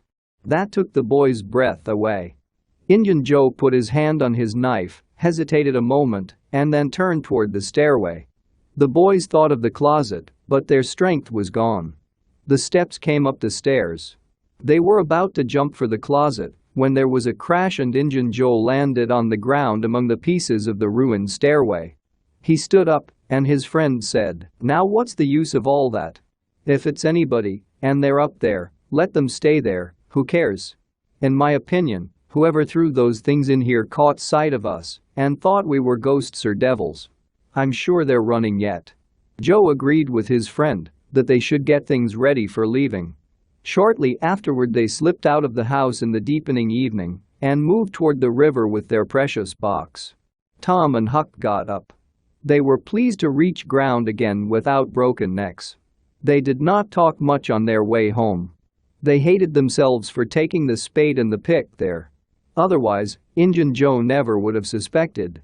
They made up their minds to keep a lookout for that Spaniard when he should come to town, to look for chances to take his revenge and follow him to number 2, wherever that might be. Then a frightening thought occurred to Tom. "Revenge? What if he means us, Huck?" "Oh, no," said Huck, nearly fainting. They talked it all over, and as they entered town, they believed that he might possibly mean somebody else. Chapter 24. Looking for number 2. Tom had a terrible dream that night. As he lay in the early morning thinking of the incidents of his great adventure, he noticed that they seemed far away, as if they had happened in another world or long ago. Then it occurred to him that the great adventure itself must be a dream because there were too many of the coins to be real. He had never seen as much as $50 at a time before, so he was sure that so much money never really existed in the world. But when he thought more of his adventure, he believed that the thing might not have been a dream, after all. He had to make sure. He finished his breakfast quickly and hurried out to find Huck. Huck was sitting on the edge of a boat with his feet in the water looking very sad. "Hello, Huck." "Hello, Tom." Silence for a minute. "Tom, if we'd left the tools at the dead tree, we'd have got the money." "Oh, isn't it awful?" "It isn't a dream, then." "It isn't a dream." "Dream? I've had dreams enough all night, with that Spanish devil running after me all through them. Let's find him and the money." "Tom, we'll never find him. I'd feel frightened to death if I were to see him, anyway." "Me too. But I'd like to see him, anyway, and follow him to his number 2. "Number 2, yes, that's it. I've been thinking about that. But I don't know what it is. What do you think it is? I don't know. Say, Huck, maybe it's the number of a house. No, Tom, that isn't it. If it is, it isn't in this small town. There are no numbers here. Well, that's so. Let me think a minute. Well, it's the number of a room in an inn, I'm sure. Oh, that's it. There are only 2 inns. We can find out quickly. You stay here, Huck, till I come. Tom was off at once. He did not want people to see him with Huck in public places. He was gone half an hour. He found that in the best inn, number 2 had long been occupied by a young lawyer and was still so occupied. In the other inn, the innkeeper's young son said number 2 was kept locked all the time, and he never saw anybody go into it or come out of it except at night. He did not know why. He had noticed that there was a light in there the night before. That's what I've found out, Huck. I think that's the very number 2 we're after. I think it is, Tom. Now what are you going to do? Let me think. Tom thought a long time. Then he said, I'll tell you. The back door of that number 2 is in that alley behind the inn. Now you get hold of all the door keys you can find, and I'll take all of Auntie's. And the first dark night we'll go there and try them. And remember to watch out for Injun Joe, because he said he was going to drop into town and spy around once more for a chance to get his revenge. If you see him, you just follow him. And if he doesn't go to that number 2, that isn't the place. Oh, I don't want to follow him by myself. Why, it'll be night, sure. He might never see you, and if he did, maybe he'd never think anything. Well, if it's pretty dark I think I'll follow him. I'll try. I'm sure I'll follow him, if it's dark, Huck. Why, he might have found out he couldn't get his revenge, and he is going right after that money. It's so, Tom, it's so. I'll follow him. I will. All right. Don't get discouraged, Huck, and I won't. Chapter 25. In the hiding place of Injun Joe. That night Tom and Huck were ready for their adventure. They stayed around the inn until after 9, one watching the alley at a distance and the other the inn door. Nobody entered the alley or left it, nobody that looked like the Spaniard entered or left the inn door. Before going home, they agreed that, if it became dark enough, Huck would come and meow, then Tom would slip out and try the keys. But the night remained clear. On Tuesday and Wednesday, the boys had the same bad luck. But Thursday night seemed better. Tom slipped out with his aunt's old lantern and a large towel to cover it with. He hid the lantern in Huck's barrel and the watch began. An hour before midnight the inn closed up and its lights were put out. No Spaniard had been seen. Nobody had entered or left the alley. All was in darkness, and the stillness was interrupted only by the occasional thunder in the distance. Tom got his lantern, lit it in the barrel, and wrapped it closely in the towel. Then the 2 boys crept in the darkness toward the inn. Huck stood on watch and Tom felt his way into the alley. Huck waited anxiously. It seemed hours since Tom had disappeared. Surely he must have fainted. Maybe he was dead. Maybe his heart had burst under terror and excitement. Huck found himself going closer and closer to the alley. Suddenly there was a flash of light and Tom rushed by him. "Run," said he, "run, for your life." Both boys ran fast away. They never stopped till they reached a hut at the lower end of the village. Just as they got into it the rain came pouring down. As soon as Tom got his breath he said, "Huck, it was awful. I tried 2 of the keys, just as softly as I could. They wouldn't turn in the lock. Well, without noticing what I was doing, I took hold of the knob, and the door opened. It wasn't locked. I went in and shook off the towel, and oh. What did you see, Tom?" "Huck, I almost stepped onto Injun Joe's hand." "No." "Yes. He was lying there, sound asleep on the floor, with his arms spread out." "Oh, what did you do? Did he wake up?" "No, he never moved. Drunk, I think. I just seized that towel and started." "Say, Tom, did you see that box?" "Huck, I didn't wait to look around. I didn't see the box. I didn't see the cross. I didn't see anything but a bottle, and a cup on the floor by Injun Joe. Yes, I saw 2 barrels and lots more bottles in the room. Well, Tom, now's a very good time to get that box, if Injun Joe's drunk. Yes, it is. You try it. Huck trembled. Well, no, I think not. And I think not, Huck. Only 1 bottle beside Injun Joe isn't enough. If there had been 3, he'd be drunk enough, and I'd do it. After thinking a long time, Tom said, "Look here, Huck, let's not try that thing anymore till we know Injun Joe's not in there. It's too frightening.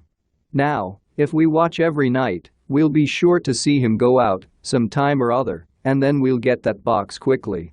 Well, I agree. I'll watch the whole night long, and I'll do it every night too, if you'll do the other part of the job. All right, I will. You must come and meow. If I'm asleep, you throw some stones at the window, and I'll come out. All right. Now, Huck, the storm's over, and I'll go home. It'll begin to be daylight in a couple of hours. You go back and watch now, will you? I said I would, Tom, and I will. I'll sleep all day and I'll watch all night. Well, if I don't want you in the daytime, I'll let you sleep. Anytime you see something's up in the night, just come around and meow. Chapter 26. The Picnic. The first thing Tom heard on Friday morning was a glad piece of news. Judge Thatcher's family had come back to town the night before. Both Injun Joe and the treasure became less important for a moment for the boy. He saw Becky and they had a good time playing games with a crowd of their schoolmates. Becky's mother agreed to let her have a picnic the next day. The child was greatly delighted, and so was Tom. The invitations were sent out before sunset, and at once the children of the village began making preparations for it. Tom was so excited that he kept awake until very late. He had good hopes of hearing Huck's meow and of having his treasure to astonish Becky and the picnickers with the next day, but he was disappointed. No signal came that night. By 10 or 11 o'clock the next morning, the children were gathered at Judge Thatcher's, and everything was ready for a start. The children were in the charge of a few young ladies of 18 and a few young gentlemen of 23 or so. The old steam ferry boat was hired for the picnic. Soon the cheerful children hurried up the main street with baskets of food. Sid was sick and had to miss the fun. Mary remained at home to take care of him. The last thing Mrs. Thatcher said to Becky was, "You'll not get back till late. Perhaps you'd better stay all night with some of the girls that live near the ferry landing, child. Then I'll stay with Susie Harper, Mama." Soon, as they walked along, Tom said to Becky, "Say, I'll tell you what we'll do. Instead of going to Joe Harper's, we'll climb right up the hill and stop at the Widow Douglas's. She'll have ice cream. She has it almost every day, lots of it. And she'll be awful glad to have us." "Oh, that will be fun." Then Becky thought a moment and said, "But what will Mama say? How will she ever know? All she wants is that you'll be safe, and I'm sure she'd have asked you to go there if she'd thought of it. I know she would." So they decided to say nothing to anybody about the night's program. Soon it occurred to Tom that maybe Huck might come this very night and give the signal. Still, he could not bear to give up the fun at Widow Douglas's. The signal did not come last night, so it should not be likely to come tonight, Tom thought. Therefore, he made up his mind not to allow himself to think of the box of money another time that day. 3 miles below town the ferryboat stopped at the mouth of a valley. Soon the forest was filled with shouts and laughter. Different games were played until the children were hot and tired. Then they enjoyed the good things in the baskets. After the meal, they rested and talked under a big tree. Then, somebody shouted, "Who's ready for the cave?" Everybody was. Candles were prepared, and at once the children began to run up the hill. The mouth of the cave was up the hillside, an opening that looked like a letter A. Its huge door was not locked. Within was a small room. It was as cold as an ice house, and its wall was solid stone made by nature. It was romantic to stand here in the deep darkness and look out upon the green valley shining in the sun. Candles were lit, and the children made their way down the steep main avenue. This main avenue was not more than 8 or 10 feet wide. Every few steps there were still narrower passages on either side. This cave had many passages that ran into each other and out again and led nowhere. It was said that one might wander days and nights together through it and never find the end of the cave. No man knew the cave. That was an impossible thing. Most of the young men knew a part of it, and no one went much beyond this known part. Tom Sawyer knew as much of the cave as anyone. The children moved along the main avenue about 3/4 of a mile. Then groups and couples began to slip aside into branch avenues, going along the corridors, and take each other by surprise at points where the corridors joined again. Then, one group after another came back to the mouth of the cave, covered with mud, and entirely delighted with the success of the day. Then they were astonished to find that they had forgotten about time and that night was coming. The bell had been calling for half an hour. When the ferry boat with her excited passengers pushed into the stream, nobody cared for the wasted time but the captain himself. Chapter 27. Huck saves the widow. Huck was already upon his watch when the ferry boat returned. The night was growing cloudy and dark. 10 o'clock came, and the noise of vehicles stopped, lights began to go out. 11 o'clock came, and the inn lights were put out. It was dark everywhere now. Huck waited for a long time, but nothing happened. He became discouraged. Was there really any use? Why not give it up and fall asleep? A noise reached his ear. He jumped to a corner at once. The next moment 2 men brushed by him, and one seemed to have something under his arm. It must be that box. So they were going to remove the treasure. Why call Tom now? The men would get away with the box and never be found again. No, he would follow them in the darkness. So Huck stepped out and followed the men, cat-like, with bare feet. They came to the path that led up Cardiff Hill. This they took. They passed by the old Welshman's house, halfway up the hill, without hesitating, and still climbed upward. They got into the narrow path between the tall bushes and were at once hidden in the darkness. Huck came up closer to them now, for they would never be able to see him. He walked fast for a while and then slowed down, fearing he was too close to them. Then he moved on a little and then stopped altogether. He listened, but there was no sound except the beating of his own heart. He was about to go on when a man cleared his throat not 4 feet from him. Huck's heart shot into his throat, but he swallowed it again. Then he stood there shaking. He knew where he was. He knew he was near Widow Douglas's house. Very well, he thought, let them bury it there. It won't be hard to find. Now there was a very low voice, Injun Joe's. Maybe there are guests in her house. There are lights when it is so late. I can't see any. This was that stranger's voice, the stranger of the haunted house. Because the bush is in your way. Now, this way, now you see, don't you? Yes. Well, there must be guests there, I think. Better give it up. Give it up. I'm just leaving this country forever. Maybe I'll never have another chance. I tell you again, as I've told you before, I don't care for her money, you may have it. But her husband was rough on me, many times he was rough on me. He was the judge who had me put into jail. And that isn't all. He had me whipped in front of the jail, with all the town looking on. Do you understand?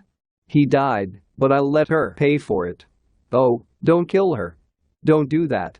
Kill? Who said anything about killing? When you want to get revenge on a woman, you go for her looks. My God, that's, keep your opinion to yourself. If you don't help me, I'll kill you. Do you understand that? And if I have to kill you, I'll kill her, and then nobody will ever know who did this. We have to wait till the lights go out. Huck held his breath and stepped carefully back. There was no sound. Now he turned himself very carefully and then stepped quickly along. When he felt he was safe, he began to run till he reached the Welshman's. He knocked at the door, and soon, the heads of the old man and his 2 sons appeared from windows. Who's knocking? What do you want? I'm Huckleberry Finn. Let me in, quick. Huckleberry Finn, indeed. Let him in, children, and let's see what's the trouble. "Please don't ever tell I told you," were Huck's first words when he got in. "Please don't, I'd be killed, sure, but the widow's been very kind to me sometimes, and I want to tell, I will tell, if you'll promise you won't ever say it was me." "Tell us," shouted the old man. "Nobody here will ever tell." 3 minutes later the old man and his sons were up the hill with their guns in their hands. Huck hid behind a great rock and listened. There was a long, anxious silence, and then all of a sudden there was a gunshot and a cry. Huck waited no more. He jumped away and ran down the hill as fast as his legs could carry him. Chapter 28. Tom and Becky in the cave. Even before sunrise on Sunday morning, Huck came up the hill and knocked gently at the old Welshman's door. A call came from a window. "Who's there?" Huck answered in a low voice. "Please let me in. It's only Huck Finn." The door was quickly unlocked, and he entered. Huck was given a seat, and the old man and his sons quickly dressed themselves. "Now, my boy, I hope you're hungry, because breakfast will be ready as soon as the sun's up. I and the boys hoped you'd turn up and stop here last night." "I was terribly scared," said Huck, "and I ran. I've come now because I wanted to know about it, you know. And I've come before daylight because I didn't want to run across the devils, even if they were dead." "Well, poor child, they aren't dead. We are sorry enough for that. We fired at them, but missed them. They ran away at once, and we ran after them, down through the woods, but we did not catch them. Some men guarded the river bank, and as soon as it is light, the sheriff and some men are going to search the woods. My boys will be with them soon. I wish we had some sort of description of them, it would help a good deal. But you couldn't see what they were like in the dark, child, I suppose?" "Oh yes, I saw them downtown and followed them." "Good. Describe them, my boy." "One's the old deaf and dumb Spaniard that's been around here once or twice, and the other's a..." "That's enough, boy, we know the men. I came across them in the woods behind the widows one day, and they got away.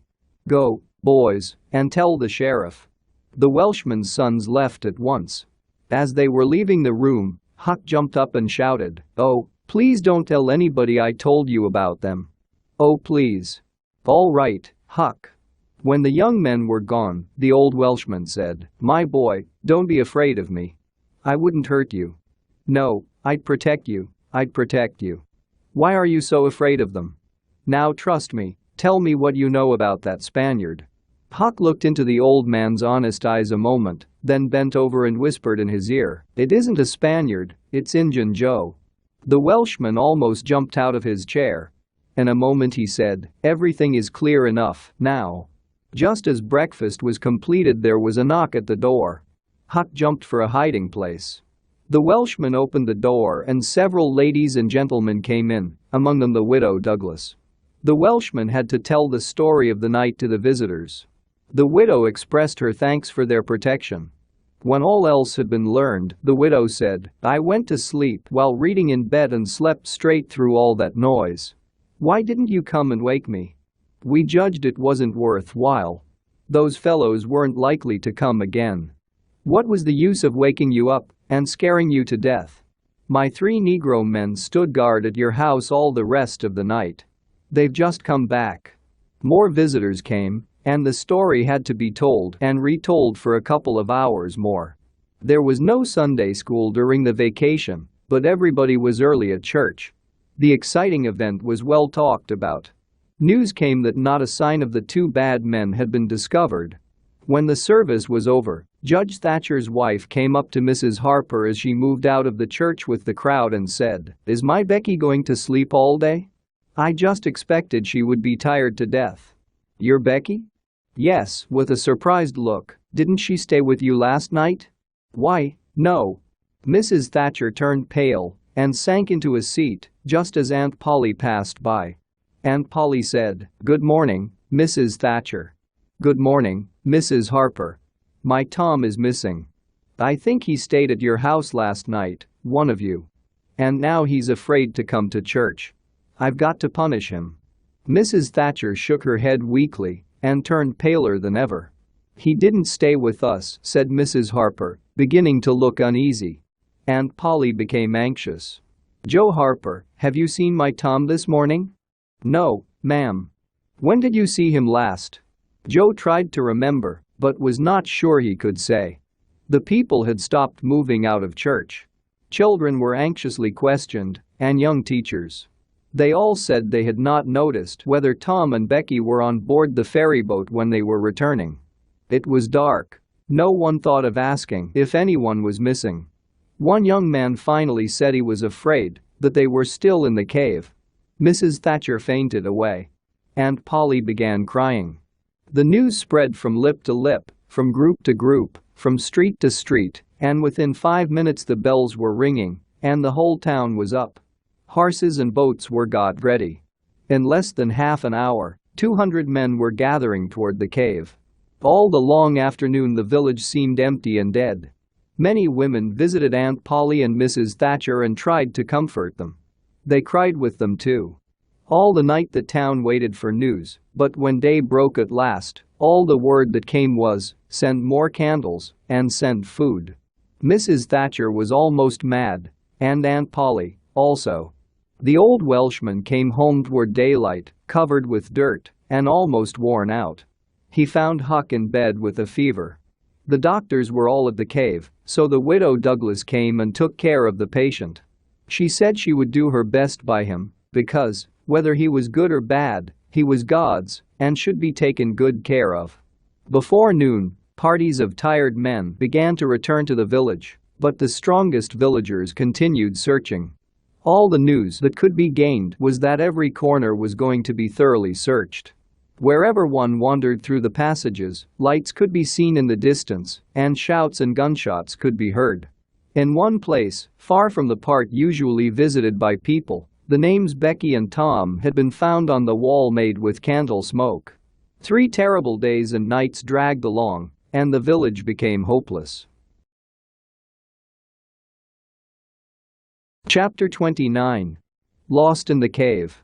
Now to return to Tom and Becky and the picnic. They walked along the passages with the rest of the children, visiting the familiar wonders of the cave. They played hide and seek. Then Tom and Becky grew tired of it. So they wandered down a winding avenue, holding their candles high and reading the names, dates, post office addresses, and mottos done on the rocky walls in candle smoke. Still going along and talking, they hardly noticed that they were now in a part of the cave where there were no names on the walls. They smoked their own names on the wall and moved on. Soon they came to a place where a little stream of water had formed a stone that was like a waterfall. Tom pushed his small body behind it in order to light it up for Becky. He found that behind it was a steep natural stairway between narrow walls. At once, he decided to explore it. Becky agreed. They made a smoke mark and started out. They wound this way and that, far down into the secret depths of the cave. Then they made another mark. In one place they found a big hole, from whose ceiling hung a lot of shining stone columns as big as man's leg. They walked all about it, wondering and admiring, and then left it by one of the many passages that opened into it. Shortly after, they came to a lovely spring. It was in a cave whose walls were supported by many great columns of stone. Under the roof thousands of bats had gathered there. At once they came flying down by hundreds at the candles. Tom seized Becky's hand and hurried her into the nearest corridor. The bat struck Becky's light out with its wing while she was passing out of the cave. The bats ran after the children a good distance. They ran into every new passage they came to and at last got rid of the dangerous things. Tom found an underground lake, and he could not see how broad it was. He decided that it would be best to sit down and rest for a while first. Now, for the first time, the children realized the deep stillness of the place. Becky said, "Why, I didn't notice, but I haven't heard any of the others for a long time. We better start back." "Yes, I think we had better. Can you find a way, Tom? It's all mixed up to me. I think I could find it, but the bats. If they put our candles out it will be terrible. Let's try some other way, so as not to go through there." "Well, but I hope we won't get lost. It would be so awful, and the girl trembled at the thought of the terrible possibilities. They started through a corridor and walked through it in silence a long way. They glanced at each new opening to see if there was anything familiar about the look of it, but they were all strange. At last Becky said, "Oh, Tom, never mind the bats. Let's go back that way. We seem to get worse and worse off all the time." "Listen," said he. There was deep silence. Tom shouted. The call went echoing down the empty passages and died out in the distance. "Oh, don't do it again, Tom. It is too frightening," said Becky. "But I'd better, Becky. They might hear us, you know," and he shouted again. The might was even more frightening than the shouts. It meant they were losing hope. The children stood still and listened, but there was no result. Tom turned back at once and hurried his steps. But soon Becky realized that he could not find his way back. "Oh, Tom, you didn't make any marks." "Becky, I was such a fool. Such a fool. I never thought we might want to come back. No, I can't find the way. It's all mixed up. Tom, we're lost. We're lost. We never can get out of this awful place. Oh, why did we ever leave the others?" She sank to the ground and burst into tears. Tom was afraid she might go mad or die. He sat down by her and put his arms around her. Tom begged her to pick up hope again, and she said she could not. He began blaming himself for getting her into this trouble. This had a better effect. She said she would get up and follow him. So they moved on again aimlessly. All they could do was to move, keep moving. Then Tom took Becky's candle and blew it out. Becky understood what it meant, and her hope died again. She knew that Tom had a whole candle and 3 or 4 pieces in his pockets. Soon, the children began to feel tired, but they tried to pay no attention. At last Becky was so tired that she could not go any farther. She sat down. Tom rested with her, and they talked of home, and the friends there, and the comfortable beds, and, above all, the light. Becky cried, and Tom tried to think of some way of comforting her. At last, Becky was so tired that she fell asleep. When Becky woke up, she said, "Oh, how could I sleep? I wish I never had waked." No, I don't, Tom. Don't look so. I won't say it again.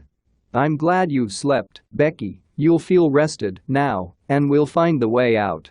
We can try, Tom, but I've seen such a beautiful country in my dream. I think we are going there." They rose up and wandered along, hand in hand and hopeless. Tom said they must go softly and listen for water. They must find a spring. They found one shortly after, and Tom said it was time to rest again. Both were terribly tired, yet Becky said she thought she could go a little farther. She was surprised to hear Tom refuse. She could not understand it. They sat down, and nothing was said for some time. Then Becky broke the silence. "Tom, I am so hungry." Tom took a cake out of his pocket. He divided the cake and Becky ate with good appetite, while Tom pretended to eat his share. There was plenty of cold water to finish the meal with. Then Becky suggested that they move on again. Tom was silent a moment. Then he said, "Becky, can you bear it if I tell you something?" Becky's face paled, but she thought she could. "Well, then, Becky, we must stay here, where there's water to drink. That little piece is our last candle." Becky began crying. Tom did what he could to comfort her, but with little effect. At last Becky said, "Tom." "Well, Becky? They'll miss us and hunt for us." "Yes, they will. Certainly they will." "When would they miss us, Tom?" "When they get back to the boat, I think." "Tom, it might be dark then. Would they notice we hadn't come?" "I don't know. But anyway, your mother would miss you as soon as they got home." A frightened look appeared in Becky's face. She was not to have gone home that night. The children became silent and thoughtful. The Sunday morning might be half spent before Mrs. Thatcher discovered that Becky was not at Mrs. Harper's. The children fixed their eyes upon their bit of candle and watched its flame rise and fall, and then everything was in complete darkness. How long afterward it was that Becky woke up to find herself crying in Tom's arms, neither could tell. Tom said it might be Sunday now, maybe Monday. He tried to get Becky to talk, but she was so sad. All her hopes were gone. The hours went by away, and they felt hungry once again. They divided and ate Tom's half of the cake. But they seemed hungrier than before. Soon, Tom said, "Shh! Did you hear that?" Both held their breath and listened. There was a sound like a shout in the distance. At once, Tom answered it, and leading Becky by the hand, started feeling their way down the corridor in its direction. Soon he listened again. Again the sound was heard, a little nearer. "It's them," said Tom. "They're coming. Come along, Becky, we're all right now."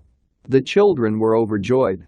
They could only move slowly, however, because there were a lot of holes and they had to be careful.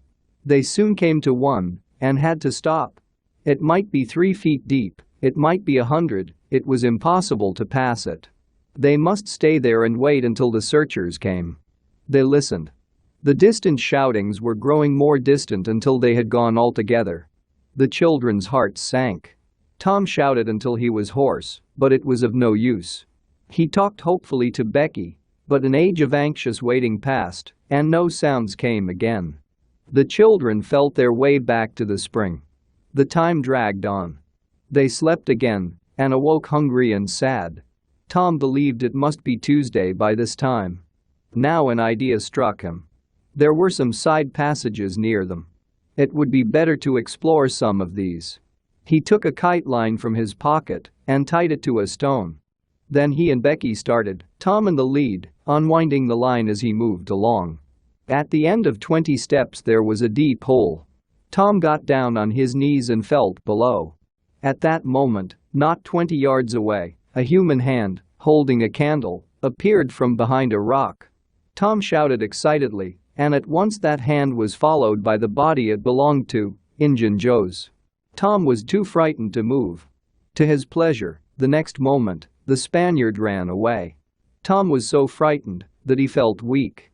He said to himself that, if he had strength enough to get back to the spring, he would stay there and would never run the risk of meeting Injun Joe again.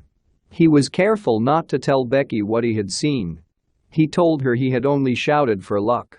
But hunger can make people forget their fears. Another long wait at the spring and another long sleep brought changes. The children awoke, sick with hunger. Tom believed that it must be Wednesday or Thursday, or even Friday or Saturday. He suggested exploring another passage. He felt willing to risk Injun Joe and all other dangers. But Becky was very weak. She said she would wait now, where she was, and die. It would not be long. She told Tom to go with the kite line and explore if he liked, but she begged him to come back every little while and speak to her. And she made him promise that when the awful time came, he would stay by her and hold her hand until all was over. Tom felt like crying. He pretended to be sure of finding the searchers or an escape from the cave. Then he took the kite line in his hand and went down one of the passages on his hands and knees.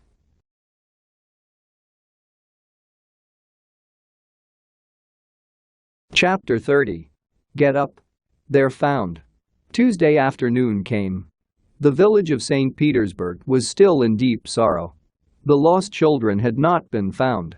Most of the searchers had given up the search and gone back to their daily work, saying that it was clear the children could never be found. Mrs. Thatcher was very ill. People said it was heartbreaking to hear her call her child and raise her head and listen a whole minute at a time, then lay it tiredly down again sadly. Aunt Polly's gray hair had grown almost white.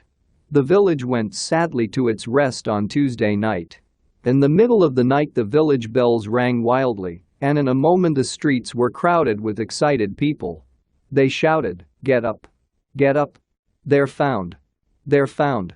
The people moved toward the river and met the children coming in an open carriage drawn by shouting citizens. They gathered around it and marched home together. The village was lit up. Nobody went to bed again. It was the greatest night the little town had ever seen. During the first half hour a crowd of villagers came into Judge Thatcher's house, seized the saved ones and kissed them. They squeezed Mrs. Thatcher's hand, tried to speak but couldn't, and came out raining tears all over the place. Aunt Polly's happiness was complete, and Mrs. Thatcher's nearly so.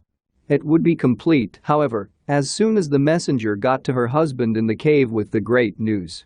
Tom lay upon a sofa and told the eager listeners the history of the wonderful adventure.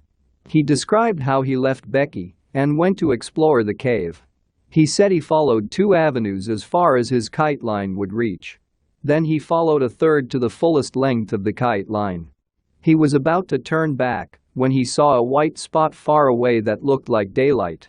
He dropped the line and felt his way toward it. He pushed his head and shoulders through a small hole and saw the broad Mississippi flowing by. He told how he went back for Becky and broke the good news. She told him not to bother her with such things, for she was tired and knew she was going to die and wanted to. He described how he managed to make her believe him.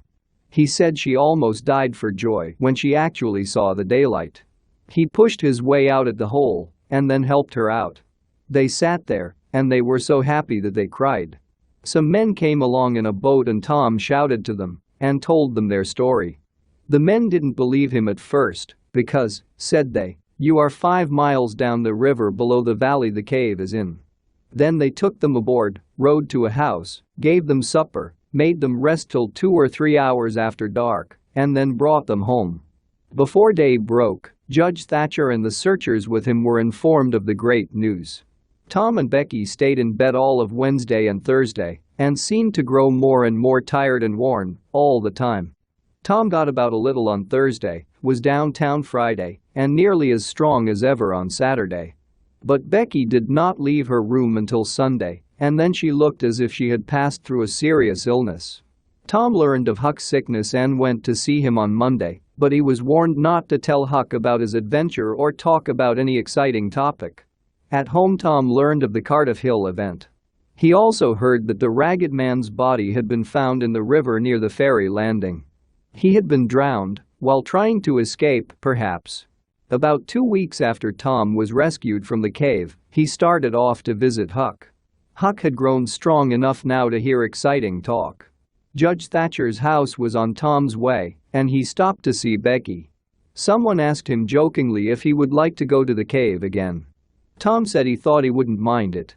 The judge said, well, there are others just like you, Tom, I'm sure. But we have taken care of that. Nobody will get lost in that cave anymore. Why? Because I had its big door covered with iron 2 weeks ago and locked, and I've got the keys. Tom turned as white as a sheet. Oh, Judge, Injun Joe's in the cave.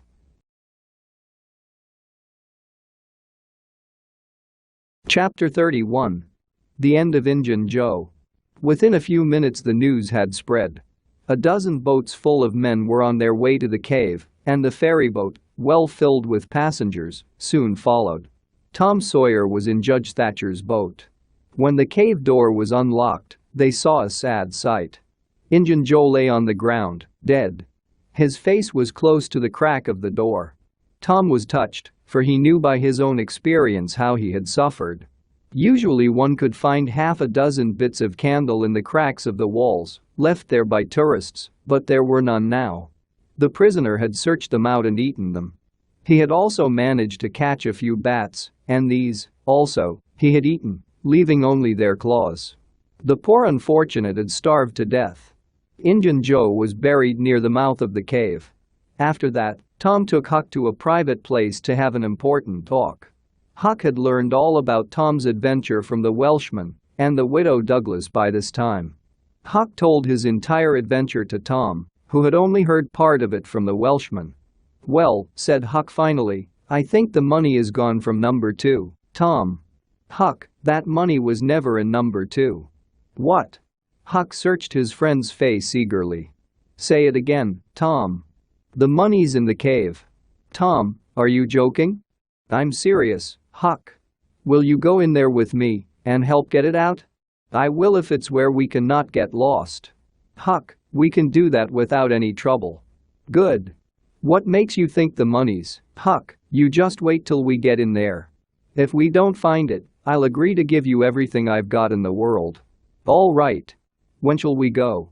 Right now. Are you strong enough? Is it far in the cave? I've been on my legs a little, 3 or 4 days now, but I can't walk more than a mile, Tom. Huck, there's a very short cut that nobody but me knows about. Huck, I'll take you right to it in a boat. Let's start right off, Tom. All right. We want some bread and meat, and our pipes, and a little bag or two, and 2 or 3 kite strings, and some of these new things they call matches. A little after noon the boys borrowed a small boat and got underway at once. When they were several miles below Cave Valley, Tom said, "Now, do you see that white place up there? Well, that's one of my marks." They landed. Tom proudly marched into some thick bushes and said, "Here you are. Look at it, Huck. It's the best hole in this country. You just keep silent about it. All along I've wanted to be a robber, and I knew I had to have a thing like this. We've got it now, and we'll keep it quiet. Only we'll let Joe Harper and Ben Rogers in, because of course there must be a gang. Tom Sawyer's gang. It sounds splendid, doesn't it, Huck? Well, it just does, Tom. I believe it's better than to be a pirate." By this time everything was ready, and the boys entered the hole. They made their way to the farther end of the passage, tied their kite strings fast and moved on. After a few steps, they came to the spring. Tom described how he and Becky had watched the candle struggle and go out. They went on and soon came to the deep hole. The candles showed that it was only a steep hill 20 or 30 feet high. Tom whispered, "Now I'll show you something, Huck." He held his candle high and said, "Look as far around the corner as you can. Do you see that? There, on the big rock over there, done with candle smoke. Tom, it's a cross. Now where's your number 2?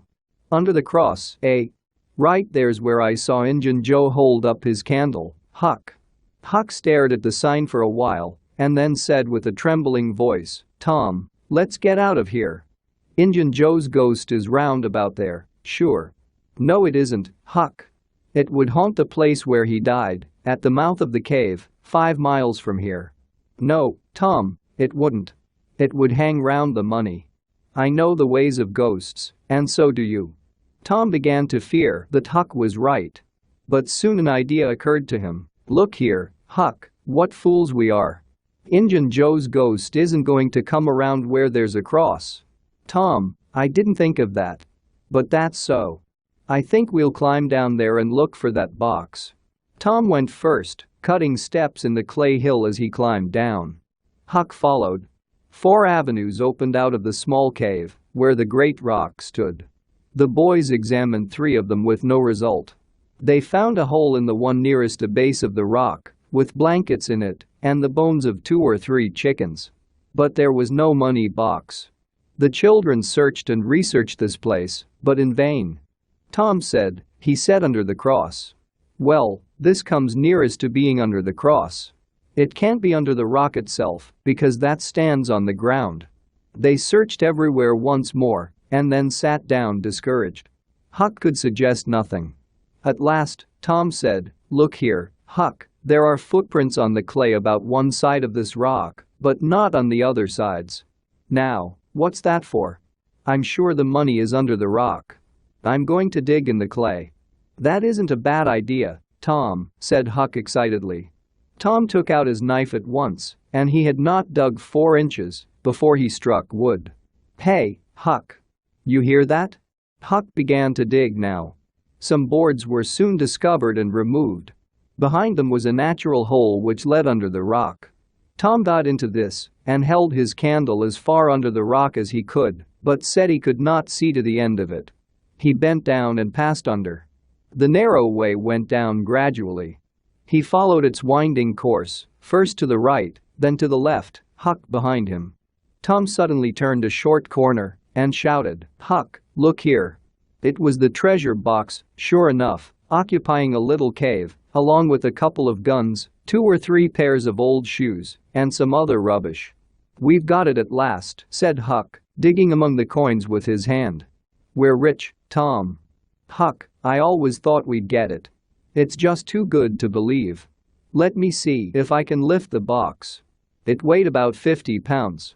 Tom could lift it a little, but could not carry it easily. "I thought so," he said. They carried it like it was heavy that day at the haunted house. I noticed that. I think I was right to think of carrying the little bags along. The money was soon in the bags, and the boys took it up to the rock. "Now let's fetch the guns and things," said Huck. "No, Huck, leave them there. They're just the things to have when we start robbing. We'll keep them there all the time, and we'll hold our meetings there too.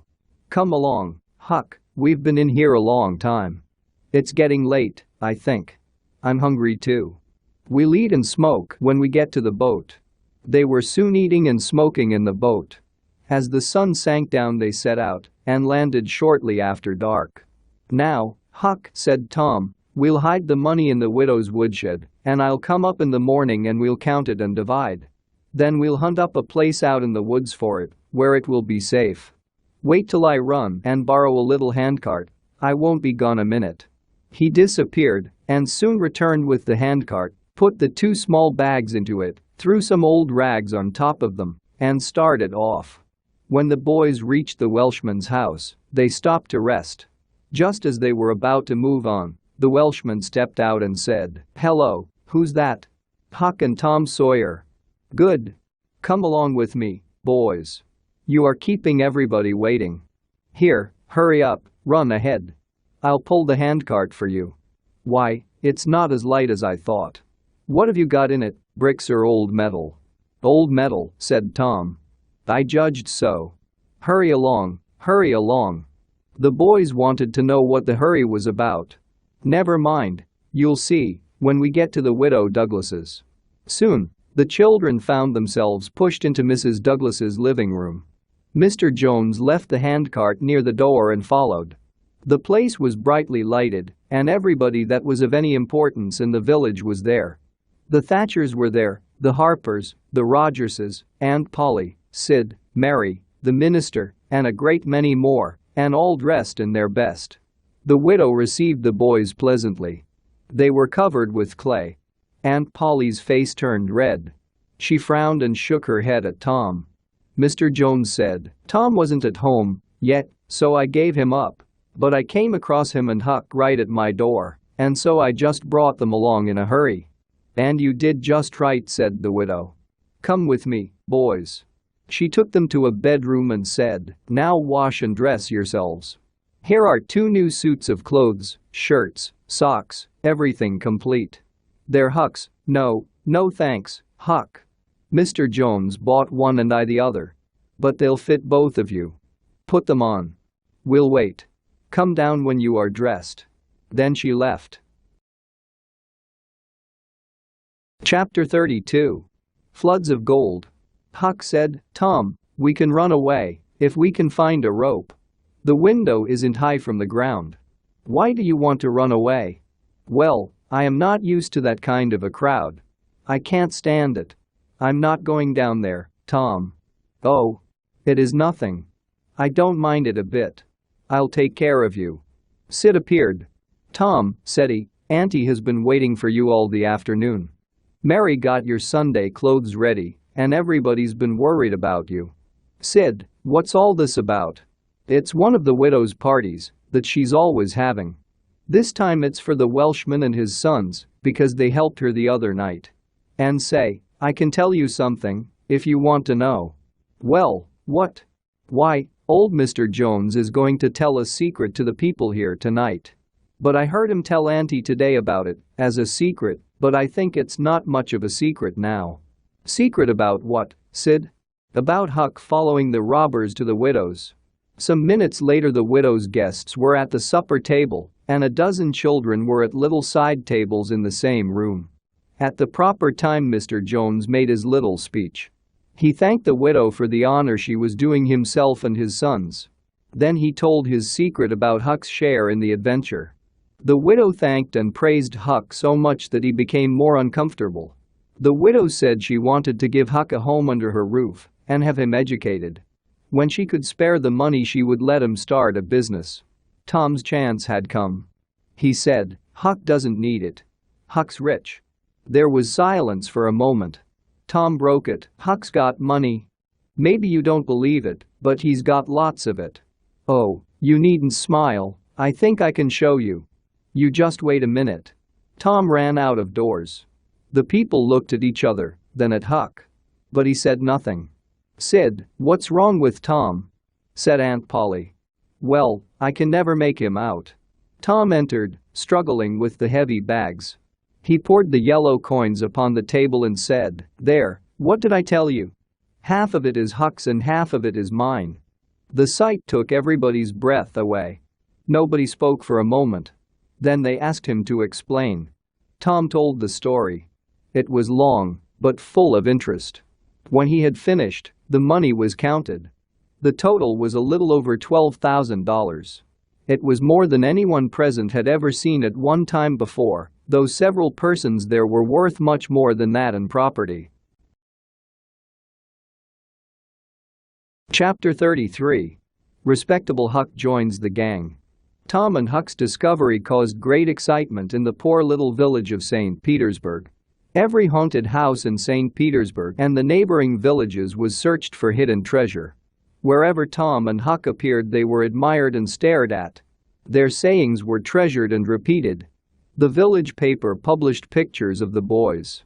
The widow Douglas put Huck's money out at 6%, and Judge Thatcher did the same with Tom's at Aunt Polly's request. Each child had $1 for every weekday in the year and half of the Sundays. That was a lot of money. $1.25 a week would be enough to keep a boy in school in those old simple days, and clothe him, and wash him too, for that matter. Judge Thatcher had formed a great opinion of Tom. He said that no ordinary boy would ever have got his daughter out of the cave. When Becky told her father how Tom had taken her whipping at school, the judge was greatly moved. Judge Thatcher hoped to see Tom a great lawyer or a great soldier someday. Huck Finn's wealth and the fact that he was now under the widow Douglas's protection dragged him into society, and his sufferings were almost more than he could bear. The widow's servants kept him clean and neat. He had to eat with a knife and fork. He had to use napkin, cup, and plate. He had to learn his book. He had to go to church. He had to talk so properly. He bravely bore his sufferings 3 weeks, and then one day he was missing. For 48 hours the widow hunted for him everywhere sadly. The public searched everywhere for him, but did not find him. Early the third morning Tom Sawyer wisely went searching among some old empty barrels in the back street, and in one of them he found Huck. Huck had slept there, he had just eaten some stolen food, and was lying in comfort, with his pipe. He was wearing the same old rags in the days when he was free and happy. Tom pulled him out, told him the trouble he had been causing, and urged him to go home. Huck looked sad. He said, "Don't talk about it, Tom. I've tried it, and it doesn't work, Tom. It isn't for me. I'm not used to it. The widow is good to me, and friendly. But I can't stand their ways.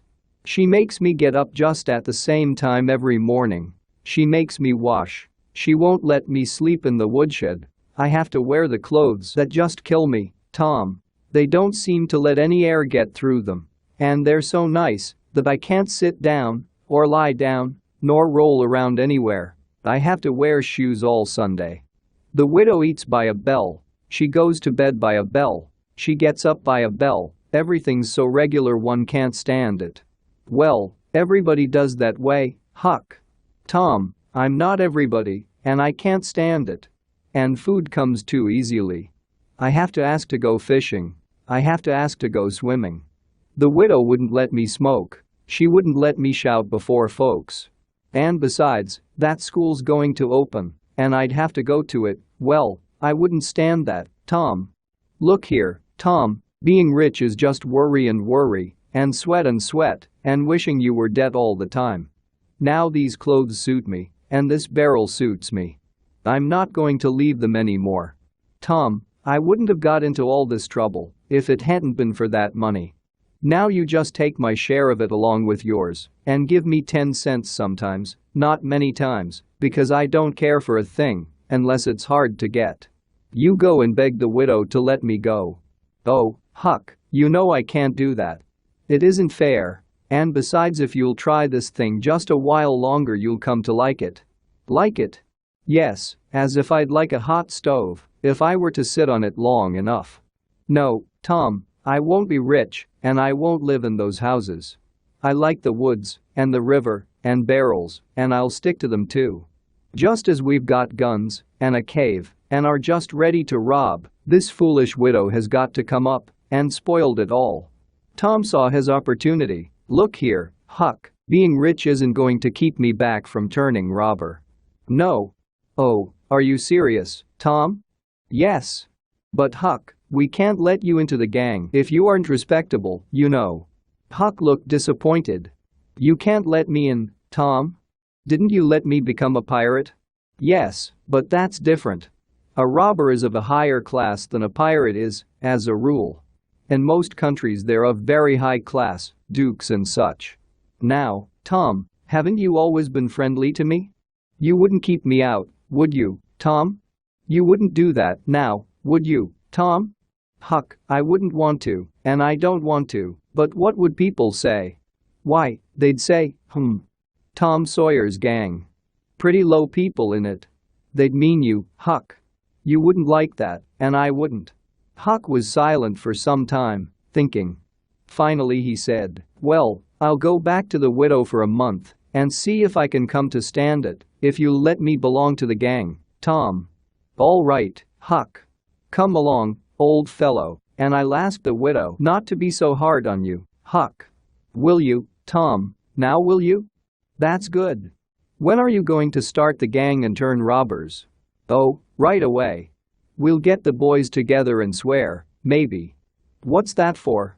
It's to swear to stand by one another and never tell the gang's secrets, even if you're cut into pieces. That's great, Tom, I tell you. Well, I'm sure it is. And all that swearing has to be done at midnight, in the loneliest, most terrible place you can find. Why, it's a million times more exciting than pirating. I'll stick to the widow till I die, Tom. And if I can become a first-class robber, and everybody is talking about it, I think she'll be proud of me.